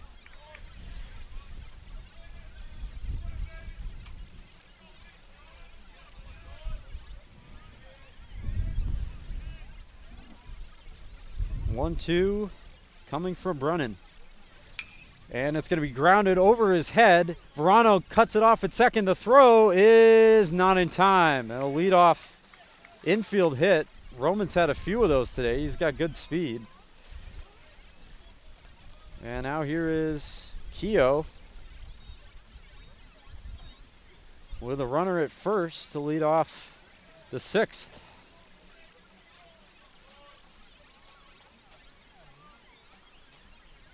Brennan looking for a ground ball right at somebody. He'll get strike 1. Eaton holding on. Roman at first.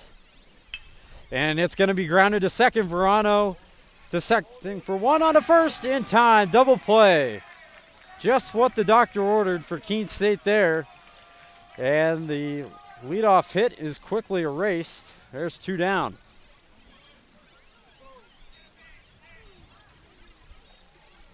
That's a nice 4-6-3 there, turned by Verano to Fillet to Eaton. It's 2 away for Anthony Marsala, who takes strike 1.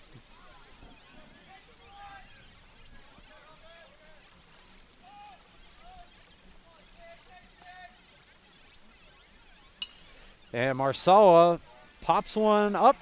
It'll be caught by Fillet, and that will be the inning. So we head to the bottom of the 6th. Owls still in command on the Owls Media Network.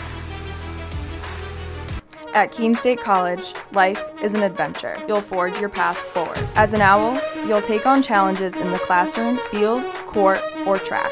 Every worthwhile adventure has its share of blood, sweat, and tears. It takes hard work and dedication. No owl flies alone on their journey at Keene State. Teammates, coaches, professors, alumni, and fellow owls are with you along the way. They lift you up as you continue forward. When you're part of Owl Nation, you become the person you truly want to be.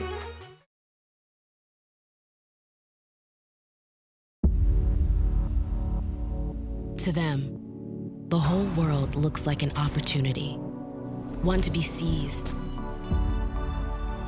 built upon, and made better for their sport and the people around it. To student athletes, every opportunity is a chance to change what could be and show the world what opportunity can do.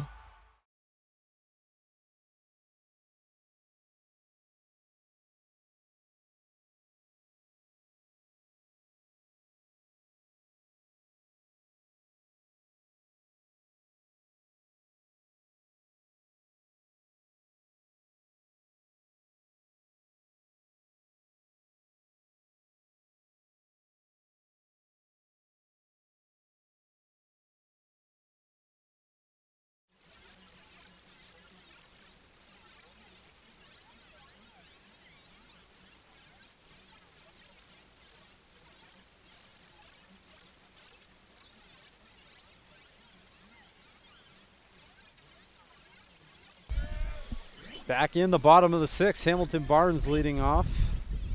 Have a couple substitutions for the Wolves. as he'll pop that one. It looks like it'll get out of play, and it will. So it'll be Richard Salonia taking over in center field for Jason Hanna. Also had another substitution in right field as Caniglio comes out of the game. As we'll get you who that is in right as soon as we can. Barnes on the ground to third. Roman can't field it cleanly, and Barnes will reach.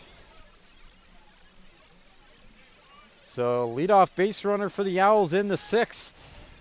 See if they can use it to their advantage as Evan McHugh stands in.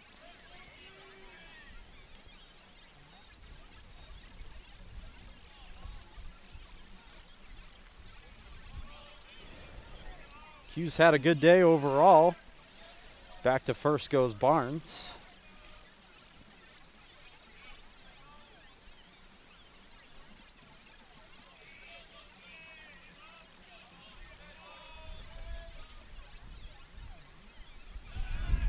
Back to first again, and he's ahead of the throw.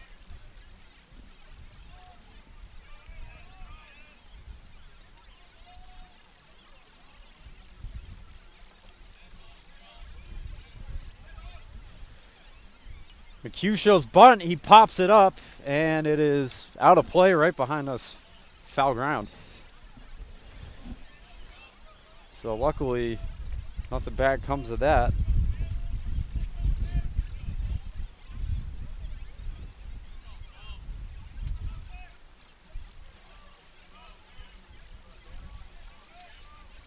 Here's the 0-1 coming from Zachary Berry.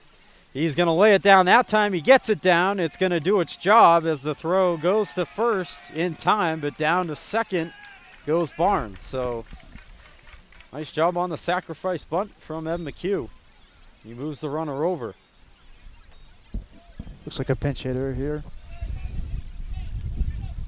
And we'll get a pinch hitter now for the Owls as well, as it'll be Emmett Borenstein. Yeah, he will come in, likely play second base for Alec Verano. And an RBI spot right out of the gate for him.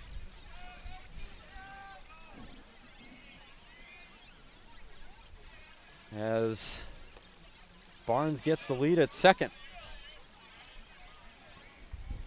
I wonder if you'll see Anderson going at second after this pinch hit. Yeah.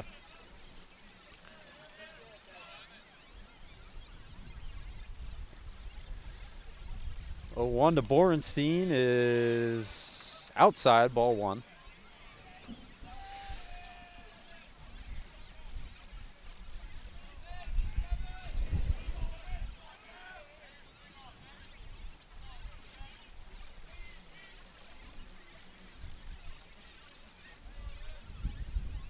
It'll be a 1-1 from Berry. That one breaking nicely, and that's in for strike 2.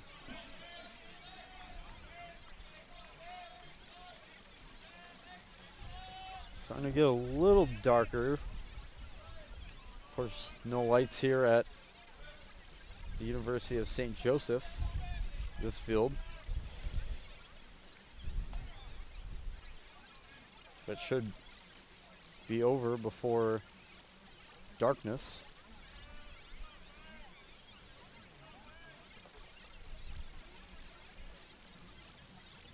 And a 1-2.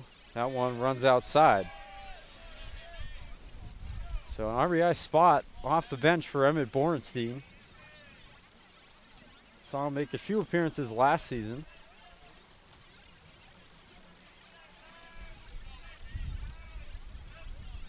The sophomore from Avon, Connecticut.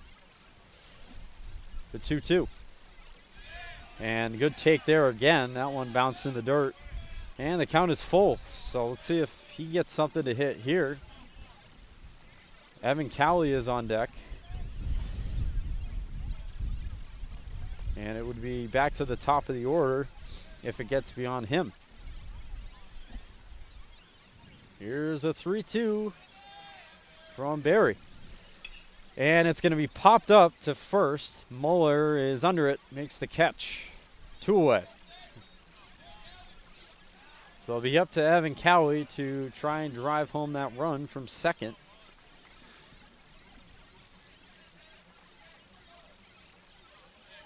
Barnes still hanging around.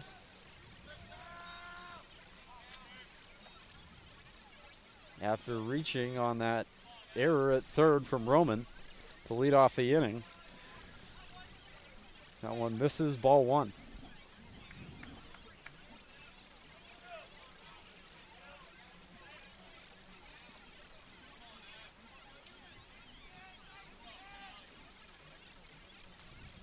And the 1-0 from Barry. This is high.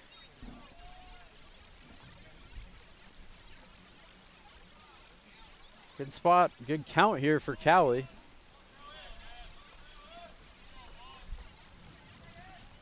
A 2-0. And it's going to be popped up again. Muller ranging in. He's got it in foul ground. Almost blew away. The Owls will strand a man at second. We'll head to the 7th inning. Still in command, 4-2. Our campus can get pretty quiet during the summer when most students are home, but that doesn't mean it's completely empty. Students are working and learning here year-round. There's tour guides and student workers like me, and students are interning all over the Monadnock region. Many of our majors require hands-on learning, and our students are working as reporters, videographers, environmental advocates, and scientific researchers to gain experience. Here's a look at what's happening right here in our city this summer.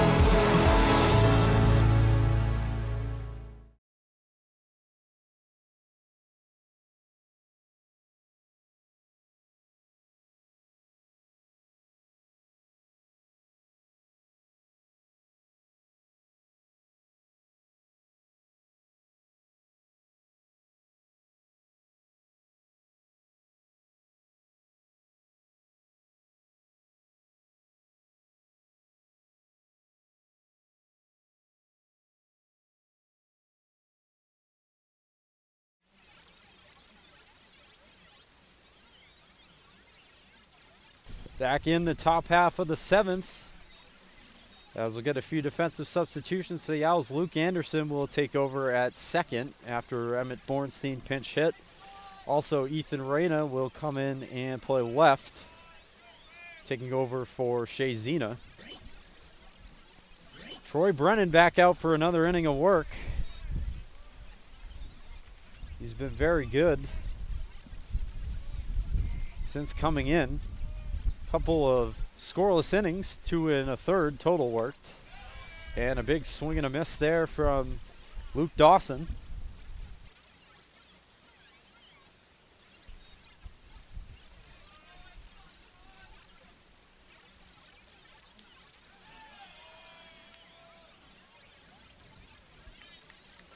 That one pumped in as well for strike 2. And he's quickly ahead, 1-2. Here it is. And he freezes him for strike 3. Another strikeout for Troy Brennan. He's done great work today for the Owls out of the pen. And 1 down here in the 7th. We get into the late innings. So now here's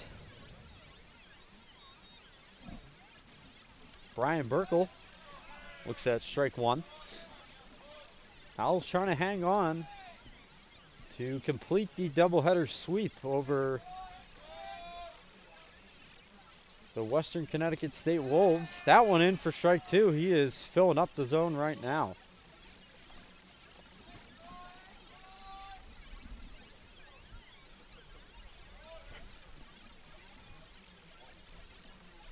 The 0-2 is going to be off the end of the bat. It's going to be handled by the pitcher. He fires to Eaton in time, and there's 2 away. Nice play there by Brennan. And now, for the first time today, here is Richard Salonia. He took over in center field just last inning for Jason Hanna, getting his first appearance of the day. And he fouls one back for strike 1. Troy Brennan just an out away from another scoreless inning of work.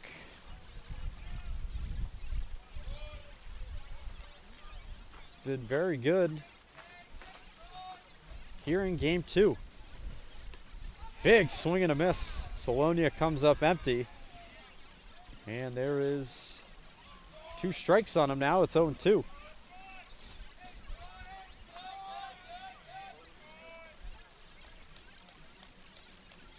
Brennan looking for another 1-2-3. The 0-2 is on the ground to second. Anderson has it. Throws to first in time. Another 1-2-3 inning for Troy Brennan. Head to the bottom of the 7th. Owls leading 4-2 still.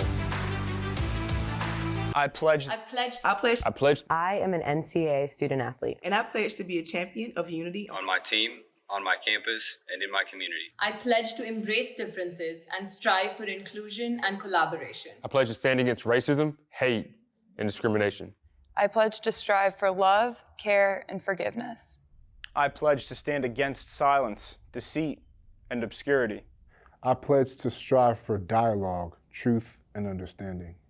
I pledge to stand against fear and doubt. I pledge to strive for trust and belief in one another. I pledge to stand against complacency and stagnancy. I pledge to strive for change and growth. I commit to supporting my fellow student athletes in all circumstances that impact them. I commit to both choosing unity personally and encouraging it for all. I pledge these things because we are stronger together. United as one.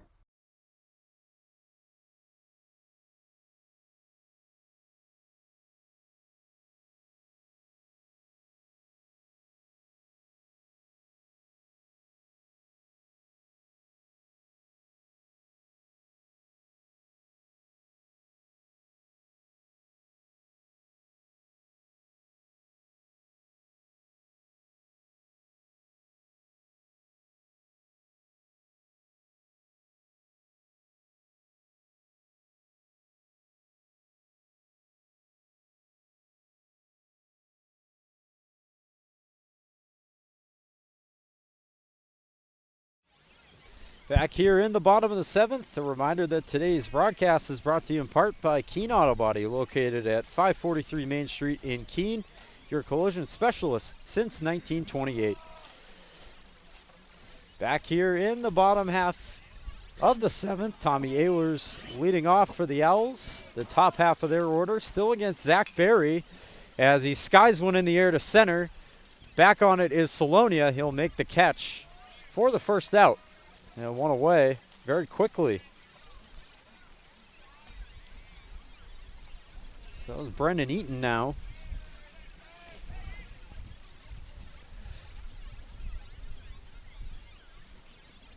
Owls have been unable to score since the 3rd inning when they got 3 to make it 4-0 at the time. It's stayed 4-2 since the 4th. Eaton hits one in the air to left. Dawson, though, is under it. He'll make the catch. And there's 2 away very quickly. In the 7th. Now here's Jonathan Chatfield with another chance. Owls have gotten outstanding pitching, though, out of the bullpen here, especially in this game. They did as well in the first game, too. But being able to hold close leads. That one will miss to Chatfield, ball 1.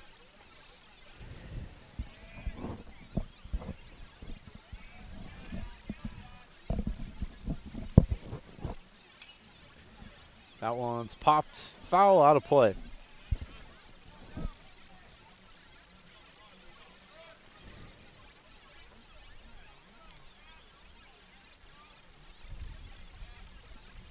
1-1 coming from Barry. And that's inside. And it's called for strike 2. Chatfield maybe trying to deke out a ball out of that one.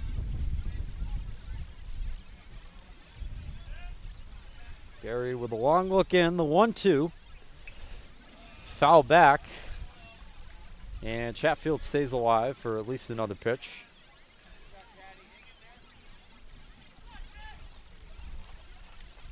So Owls likely will have to hold on with a close lead here in the final 2 innings. That one runs in, and that is ball 2. Otis Fillet on deck. If Chatfield reaches the 2-2. Up and away, ball 3, and the count runs full. Chatfield had the go-ahead RBI double in game 1. That was a big hit. And he swings and misses, comes up empty.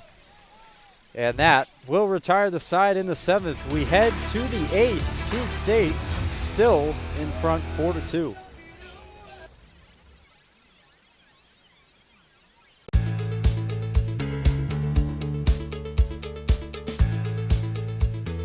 Being a part of the different activities and organizations that I've been a part of, I'm actually able to see myself where I'm like, hey, I actually can make a change. I'm one person that can make a difference. Division III has helped me to develop teamwork skills, critical thinking skills, time management skills. It's not just about basketball, or it's not just about school, it's about developing yourself as a person altogether.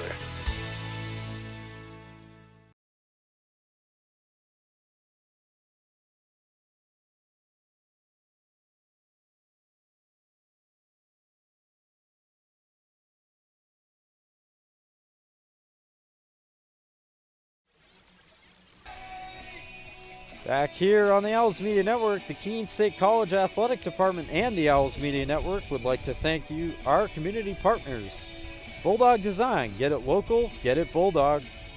C&W Services, an industry leader in facility service capabilities. Engelberth Construction, we build relationships for life, celebrating over 50 years of service. The offices of Eli Thayer at Edward Jones. Keene Auto Body, your collision specialist since 1928. The Melanson Company, commercial and residential roofing since 1932, and the New Hampshire Army National Guard. Visit nationalguard.com/NH. Top of the 8th inning, Troy Brennan continuing to work. He'll get a bunt here, picks it up himself, throws to first in time ahead of the dive of the base runner. That was done, I believe. And there's one away just like that. So now we'll get the first at bat for Robert Garcia. Garcia took over in right field for Peter Caniglio. Got the start in both games. And he looks at strike 1 from Troy Brennan.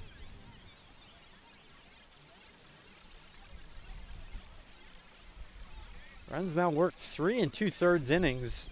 Scoreless relief as that one bunted foul for strike 2.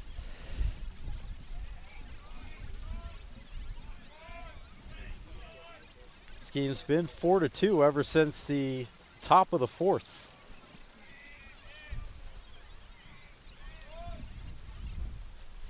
Brennan gives a quick look in, the 0-2, fouled away. Owls have really gotten great bullpen pitching, especially today. Once they've got out to leads, they've been able to hold it, at least so far. The 1-0-2 is inside ball 1.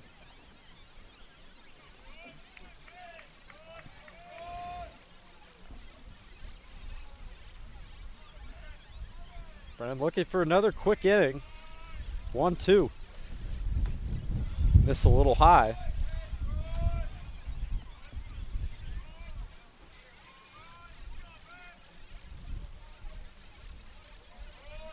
First at bat for Garcia. He has an even count, the 2-2. Misses outside, and he's run it full. On deck is Nicholas Muller, the first baseman, who, if Garcia reaches, would be the tying run. The 3-2. Fouled away again. Good at bat here by Garcia. Been tough to put away.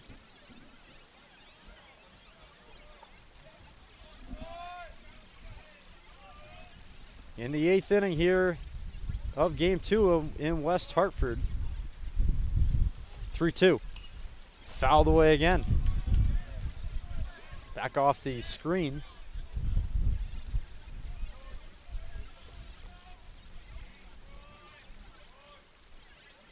By the end of the day, we'll see 18 innings of baseball today.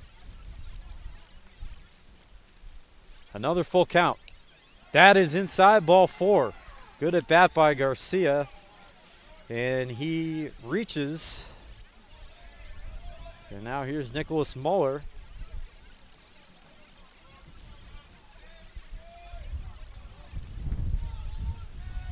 So Brennan has a base runner now.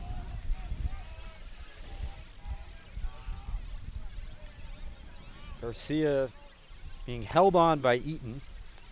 That one is outside. Ball 1.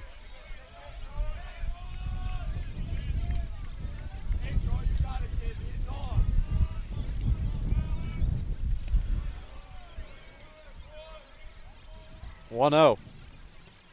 That'll miss, slowing in, ball 2.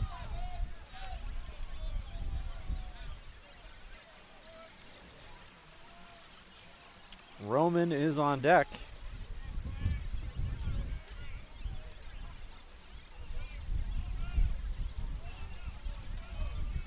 And Troy Brennan with a 2-0. Runner goes.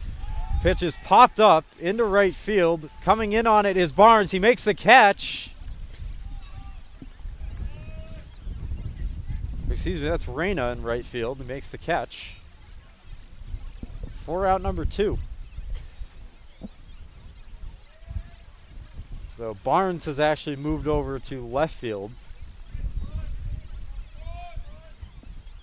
As Reyna came in for Zena, but they moved Hamilton over to left in his place and put Reyna in right. That's where he got the start in game 1. So there's 2 away now for Roman.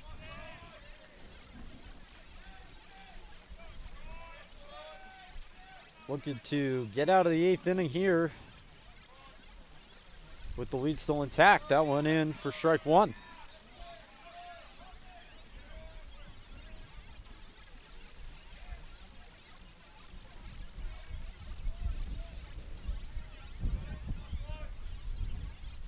Running. Looks the runner back. The 1-1. Inside.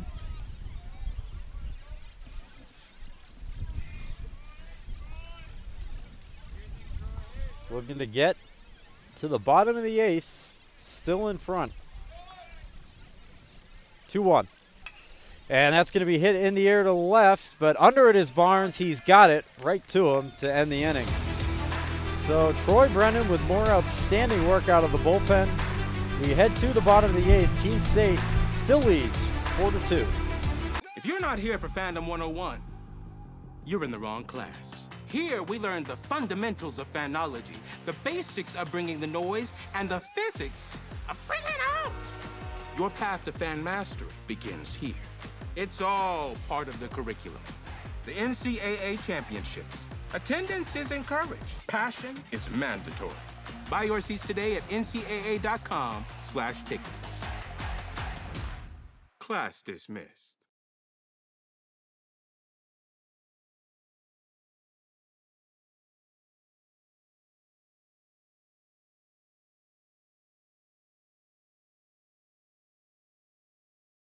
College sports fans, get ready for game day with officially licensed merchandise from the NCAA official online shop, ncaa.com/shop.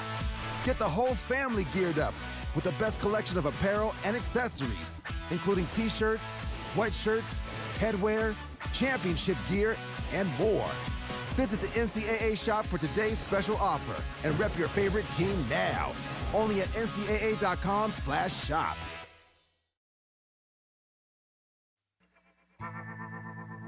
I worked in HVAC when I was in high school, and I really liked being on a job site. When Keene State came to my high school, the admissions counselor told me I could have a job on a job site and also make a difference on people's lives. He said being a safety engineer meant I could work with my hands, but also make sure that everybody was going to be home safely at the end of the day. The safety field is growing rapidly because companies are noticing that keeping their workers healthy means that they can keep their workers working. My plan is to graduate from Keene State so I can get back onto a job site as a safety engineer. It's great because there's jobs to choose from all over the United States, so I can basically go anywhere I want. Keene State is giving me the tools to make that happen. Home half of the 8th coming up. We'll get a new pitcher for Western Connecticut. It is the right-hander Kenneth Furlings. Furlings, a sophomore out of Middletown, Rhode Island, Middletown High School. And he'll get Otis Fillet to lead off. He's probably been the player of this second game. A couple RBI double in the first, RBI single all the way back in the third. And it'll be him, Ethan Reyna, and Hamilton Barnes all due up. That is 4, 5, and 6 for Keene State, who are looking to improve to 3-1 in LEC play and also sweep this doubleheader today against the Wolves.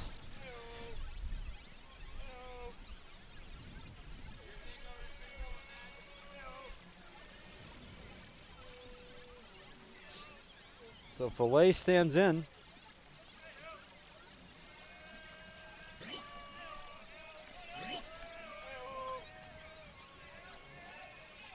Against Furlings. Here's his first pitch.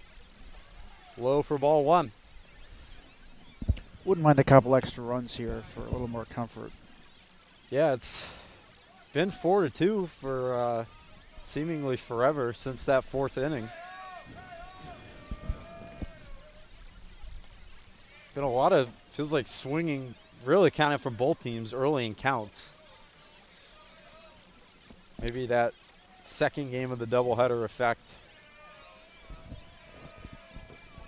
The 2-0 from Furlings is going to be hit in the air to right, now to center. Under it is Solonia to make the catch for out number 1. So now here is Ethan Reyna getting his first at bat of the second game. Started the first game in right field. He's now in right field again, as he came in for Shea Zena and then switched spots with Hamilton Barnes. Barnes went to left. And he's going to lay down a bunt here. Furlings picks it up. The throw, not in time. Ethan Reyna with a bunt single. We've seen a couple bunt singles this game now, as Evan Calley had the first one. Now here is Hamilton Barnes.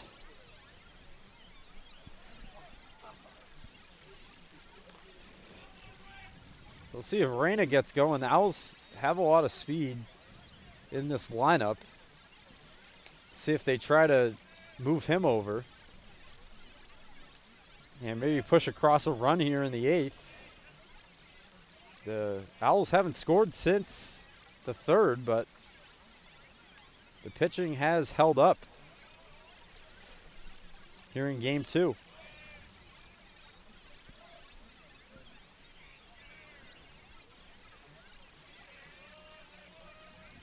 Barnes ahead in the count, 2-0. McHugh is on deck. That one misses low. It's 3-0.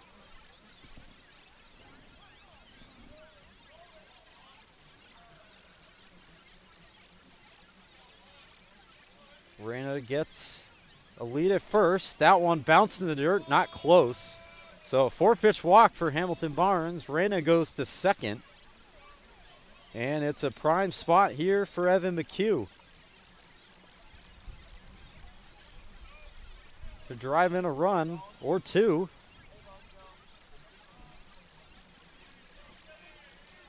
See what the Owls do about the 9th inning pitching-wise. They've gotten 4 1/3 scoreless innings from Troy Brennan out of the bullpen, but I don't know if I could see him going another inning.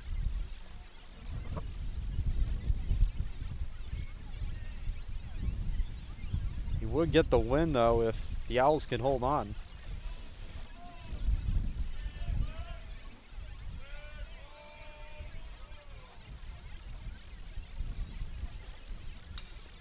McHugh goes after the first pitch, hits it in the air to right. Garcia is under it, makes the catch, tagging and now bluffing is Reyna. He stays put at second, and there's 2 away. We talked about that, the first pitch swinging. That's another one right there. And now here's Luke Anderson, who came into the game defensively for Alec Verano earlier at second. He's got an RBI spot with 2 down.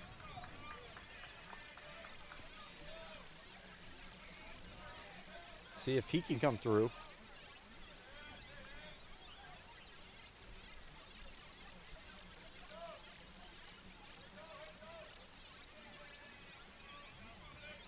Reyna at second, Barnes at first. That one bounced in the dirt.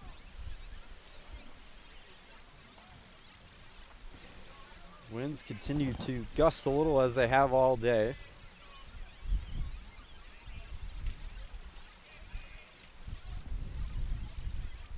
The 1-1. That'll miss. It's 2-1.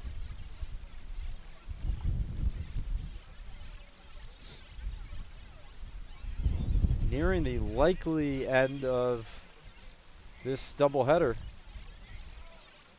Owls looking to hold on. Outside ball 3. So Anderson's got a good count here if he gets a good pitch.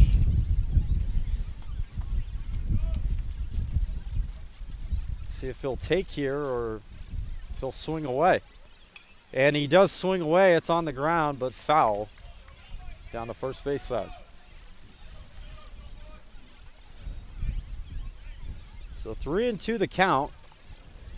Both runners will take off with 2 away.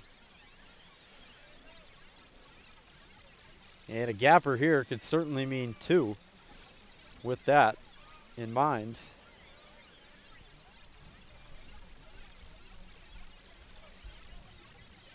As Furlings gets ready. The 3-2 pitch. Runners go. It is inside, ball 4. So Anderson draws a walk, and the bases are loaded for Evan Cowley now.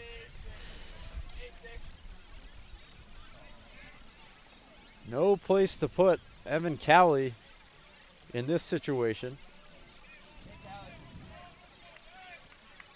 Furlings has to throw him something. He's going to foul that right back to the screen for strike 1.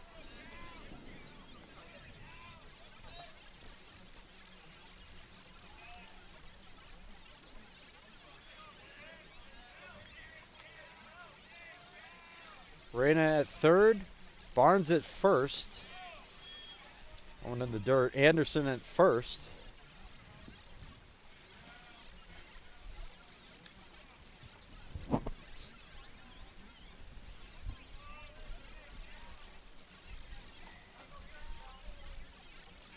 One from Furlings. Grounded foul, and it's 1-2. Cowley in a big spot here to potentially give the Owls some more insurance. Been up 4-2 since the 4th. The 1-2. That'll bounce in the dirt, and the count is even. Nice stop by Marsala.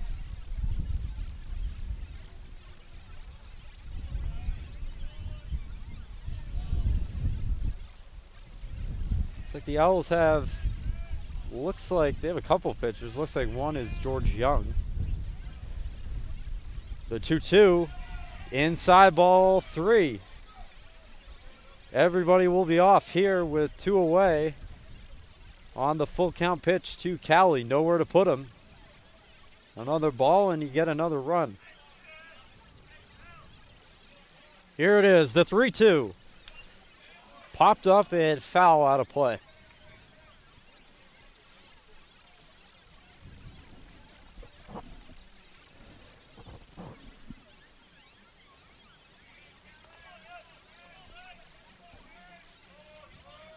Furlings, another 3-2.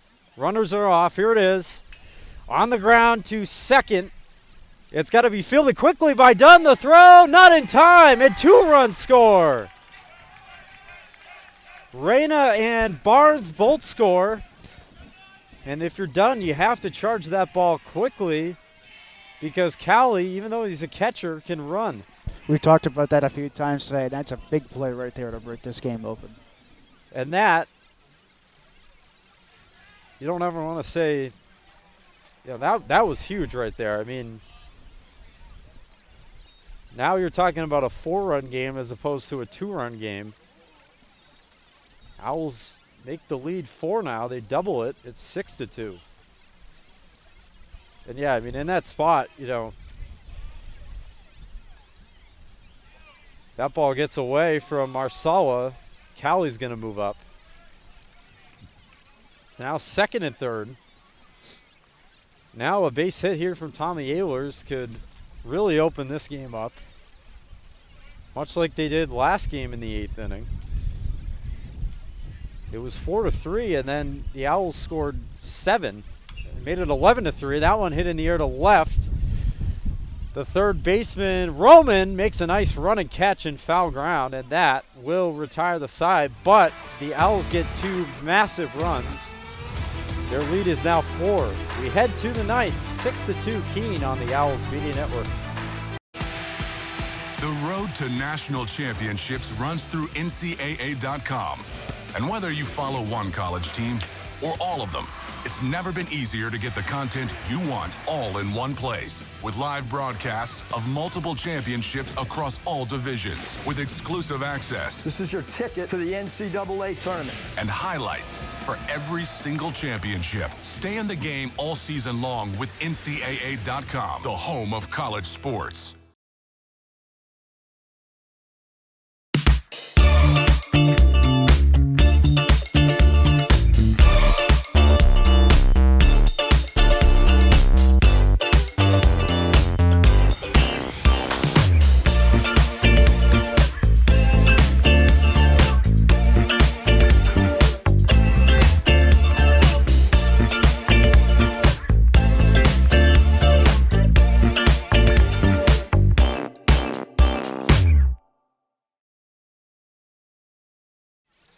Top half of the 9th inning, Owls looking to sweep this LEC doubleheader this afternoon as George Young will be tasked with getting the final 3 outs.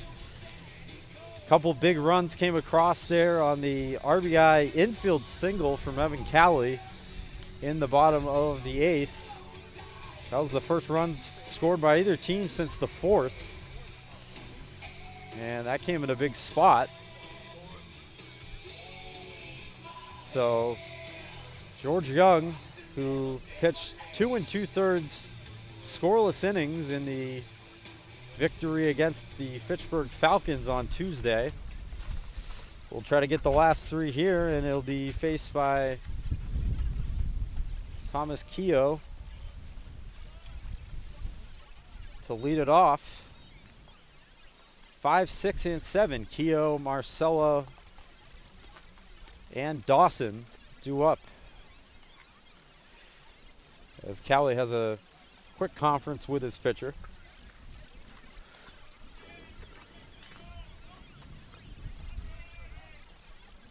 Young just looking to give the Owls the sweep. First pitch misses for ball 1. Young, one of the freshmen on this team, LEC Rookie of the Week fairly recently. That one popped up.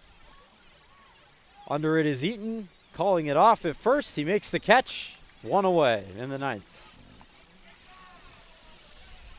Now here's Anthony Marsala.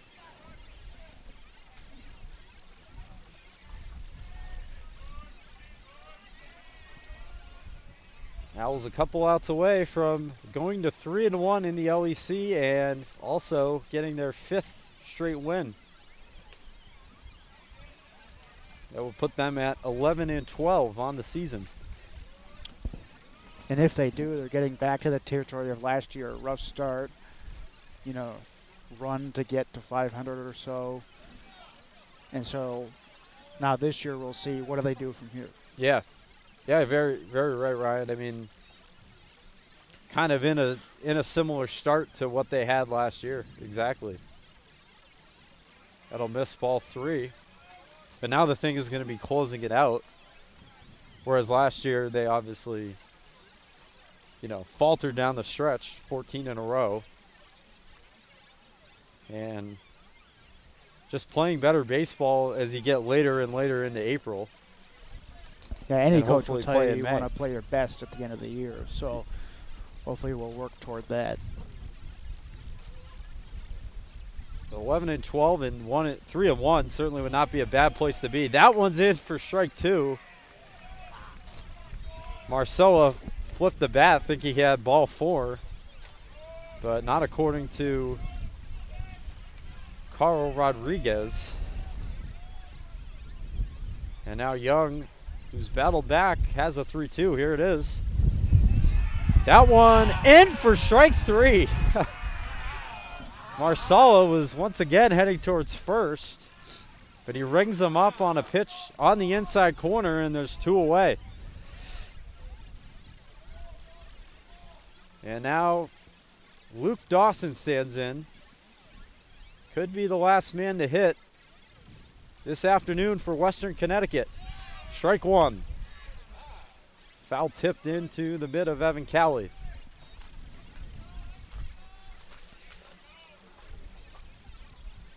Young's 0-1. Strike 2. 1 strike away from sweeping the Western Connecticut State Wolves for 2024. Young looks in. Here's the pitch. The 0-2. Cut on a miss for strike 3, and the Owls have won it. They've swept the Western Connecticut State Wolves this afternoon. They improved to 11-12 and 3-1 in the LEC this season. A great start. Exactly what they want as they play Tessie, much like they do with the Red Sox here this afternoon. We'll take a quick break. Thank you for joining us this afternoon with this doubleheader, but we'll have some interviews with head coach Blood and a couple Owls players coming up very shortly on the Owls Media Network. We know you will find your community along Appian Way here at Keene State College. Over a campfire on the Student Center lawn. In some friendly games and competition. Or in a club you connect to at the Student Involvement Fair. Maybe you will find your people on the courts, in a cheering section in the stands, at the rink on the ice, skating as an owl, or chilling in the yoga studio. Your connections may take place on the quad, listening to music, hanging out with friends, participating in a Keene State tradition like Pumpkin Palooza, or working on a group project, studying with classmates.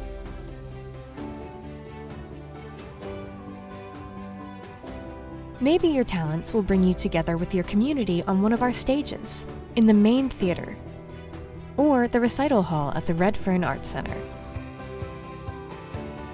For us, community is all about the people you meet and the connections you make. At Keene State, our community is really about you.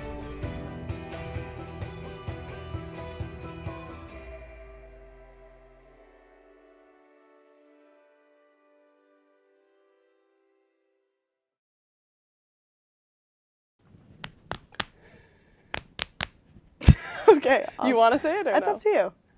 That's why we played rock, paper, scissors. And we're playing what? It's who?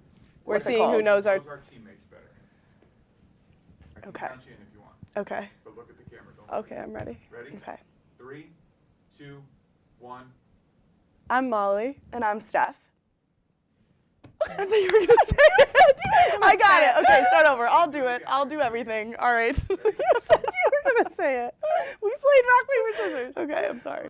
I'm Molly. And I'm Steph. And we're going to see who knows our teammates better.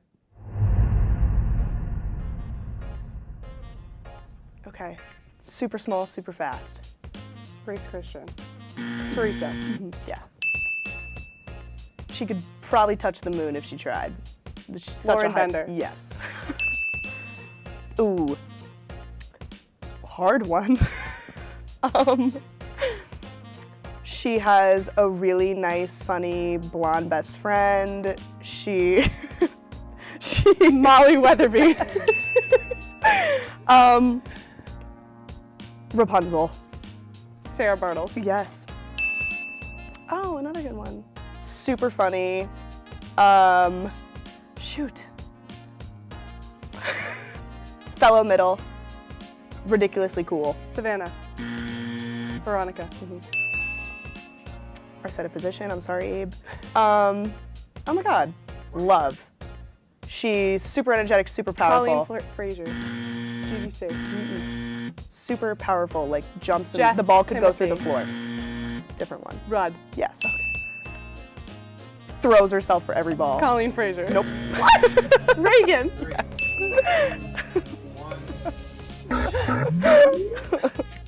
I said middle.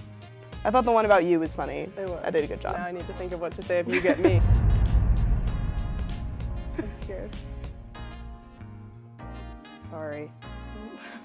Oh, we can't say position. No, you can't say position, you can't say number, you can't say anything that's helpful. Wait. Dark hair from far away. Hilarious, has the best jokes out of nowhere. Ainsley. Yes. I'm awesome. I just want to squeeze her cheeks. Grace Christian. Yes. Snooki. Colleen. Has the prettiest roommate in the entire world. Back here on the Owls Media Network, Keene State sweeps the doubleheader against Western Connecticut this afternoon, and I'm here with Jonathan Chatfield. Specifically from Game 1, you had a few big hits in that game, and obviously you battled injury in this first half of the season. What has been the key for you to kind of getting back into the swing of things? Staying with what I was doing before the injury, simplify everything, know what I can do, know what I'm capable of, and really just building off what this team's been doing without me and the success that we're having, and just adding to it, keep going, keep moving, and things will work out. The more reps I get, the more pitches I see, stuff like that. You had that big RBI double in that first game that gave Keene the lead, and 4-3 at the time. You really didn't look back the rest of that game. What were you kind of looking for out of the pitcher for Western Connecticut? Because I noticed, at least from here, he's throwing a lot of off-speed stuff, mixing it around a lot. He was mixing in that curveball, though he was trying to act as like a changeup for lefties. And first at bat, he went fastball. Second at bat, he went off-speed. And then that at bat, I kind of just was looking middle, and he ended up throwing a fastball. I was sitting fastball. If he threw an off-speed, I was probably going to take it, and he left it right there. So I turned on it, managed to get the job done, and then from there, we didn't look back. What would you say it's been like this year, kind of more out of the DH spot rather than playing third? I mean, are you hoping to ideally get back to third at some point this season? I mean, start the year. I know the injury, but I've been in the outfield too, so I've been moving all around. But the injury, we're taking it one step at a time. Don't want to overdo it. It's actually the field that I got hurt at. But good to get through 2 games today. But, as of right now, doing what needs to be done to help the team win. If that means DH, that means DH. If that means in the field, it means in the field. But we got a good group of guys that are all able to play all over the place that will produce. And it's just beneficial having that many guys like that. All right, Jonathan Chatfield, big part of the win in Game 1. Thank you for joining us here on the Owls Media Network. Thank you. I believe sportsmanship is a It's a mutual admiration and respect for your fellow competitors. We all go through a lot to reach the point where we compete against one another. It's important to realize that. So once we're finally on the field or on the court or on the starting block, we look at each other as fellow human beings and not just competitors. Being able to recognize the hard work that other athletes are putting in creates a more positive and inclusive environment. All right, back here with Otis Fillet. Owls getting the win also in Game 2 by a final of 6-2. I apologize, I might have mispronounced your name for the entire first game, but last name. But Yep. So obviously, you're getting more of a opportunity to start in this team this year versus last year. We saw you a little bit last year. Mm-hmm. What's it been like being able to go out every day basically and play short for this team? Just the confidence that I've acquired just from knowing that the coaches are starting to trust me more, knowing that they want me in big spots, which is where I want to be. It's been great just building that confidence and getting to play.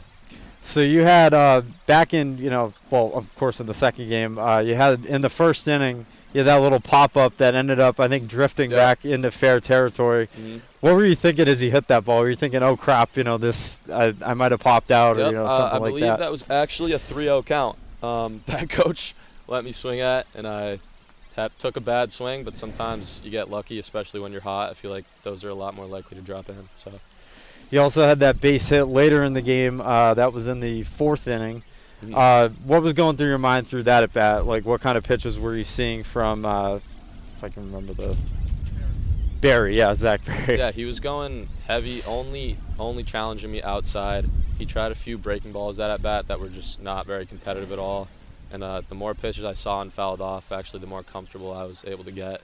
So I knew if he threw me any fastball in the zone, I was just going to mash it. Otis Fillet, big part of the win in Game 2. Thank you for your time. Thank you for joining us on the Owls Media Network. Yes, sir.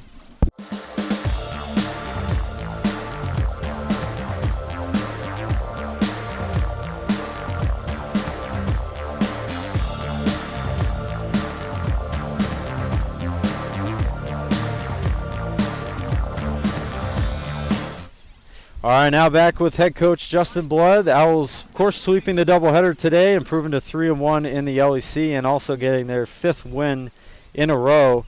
Ryan and I were kind of talking about it in the broadcast. You guys are in somewhat similar spot as you started last year, but certainly a good way to start as well. How do you think you guys can finish off, April better this year?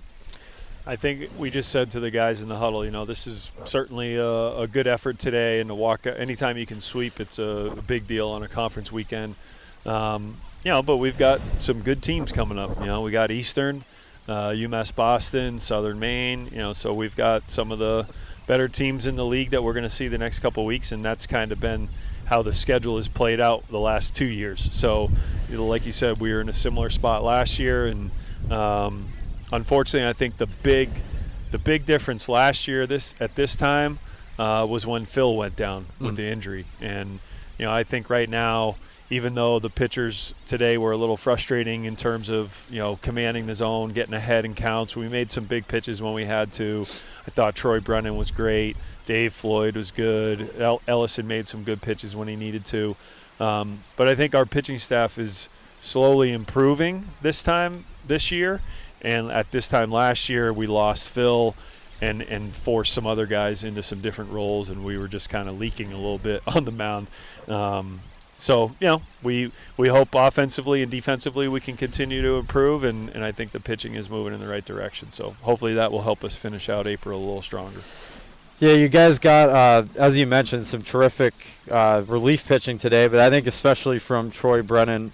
What did you like specifically out of him today, just coming in? He did what some of the other guys did, and I thought David Floyd did this when he first came in the first game, but Troy, got strike one on almost every single guy. I don't have the box score in front of me or the stat line in front of me for that, but it felt like he was 0-1 on most every hitter when he came in, and it felt like the other pitchers today, we were behind in the count 2-1 or 1-0, and just were kind of fighting to make some pitches behind in the count, and Troy did a really good job getting ahead, getting them to take some uncomfortable swings, some weak ground balls, and then he put a couple guys away via the strikeout when he had the chance to. So he was very impressive today, did a great job. So this year it feels like, obviously you're getting good production out of your leadoff guys, but it also feels like kind of the back end of the lineup is really, really pulling their weight as well. What has kind of impressed you the most about those guys, kind of, not necessarily maybe in the top of the order, but doing their job in the back half? Well, I think, Evan Cali in the 9-hole, and he didn't have the greatest day today, but it wasn't a bad day for him. But we've tried telling him, and we have a lot of confidence in his abilities. If and when he puts it together, he's an all-conference type player just because of his athleticism. I mean, you saw the bunt in the end of the second game. Like, he's very fast twitch. He can drive the baseball. He works counts. He's been getting on base a ton. So to have him in the 9-hole and then have those other guys coming up we like him in that spot. Evan McHugh has been having good at-bats. Ham Barnes has been having good at-bats. There's a couple other guys we got to get going, but McHugh and Ham have had some consistent at-bats, and obviously Otis isn't at the back end of the lineup anymore. He's been swinging the bat well and has found himself into the middle of the lineup, but that's been very impactful too. So your next game is supposed to be Tuesday at Eastern Connecticut State. Eastern Connecticut's always a very tough opponent. What are you looking forward to about that one? Well, I think this year, again, going back to the pitching, we got Yak, we got Jake that we can throw against people on a Tuesday now. So, a guy who was a conference guy for us last year and is still a conference guy for us. But last year we were kind of piecemealing the Tuesdays, especially after Phil got hurt, just trying to figure out how we were going to get through 9 innings and be competitive. And now we have a guy who has experience in the conference and isn't afraid and is going to come after people. So that's going to be a big addition for us, is just having that guy on a Tuesday we can throw against Castleton and Eastern that knows how to compete against that competition.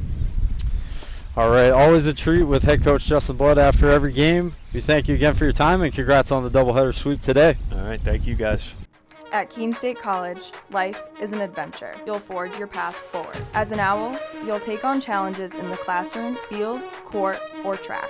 Every worthwhile adventure has its share of blood, sweat, and tears. It takes hard work and dedication. No owl flies alone on their journey at Keene State. Teammates, coaches, professors, alumni, and fellow owls are with you along the way. They lift you up as you continue forward. When you're part of Owl Nation, you become the person you truly want to be.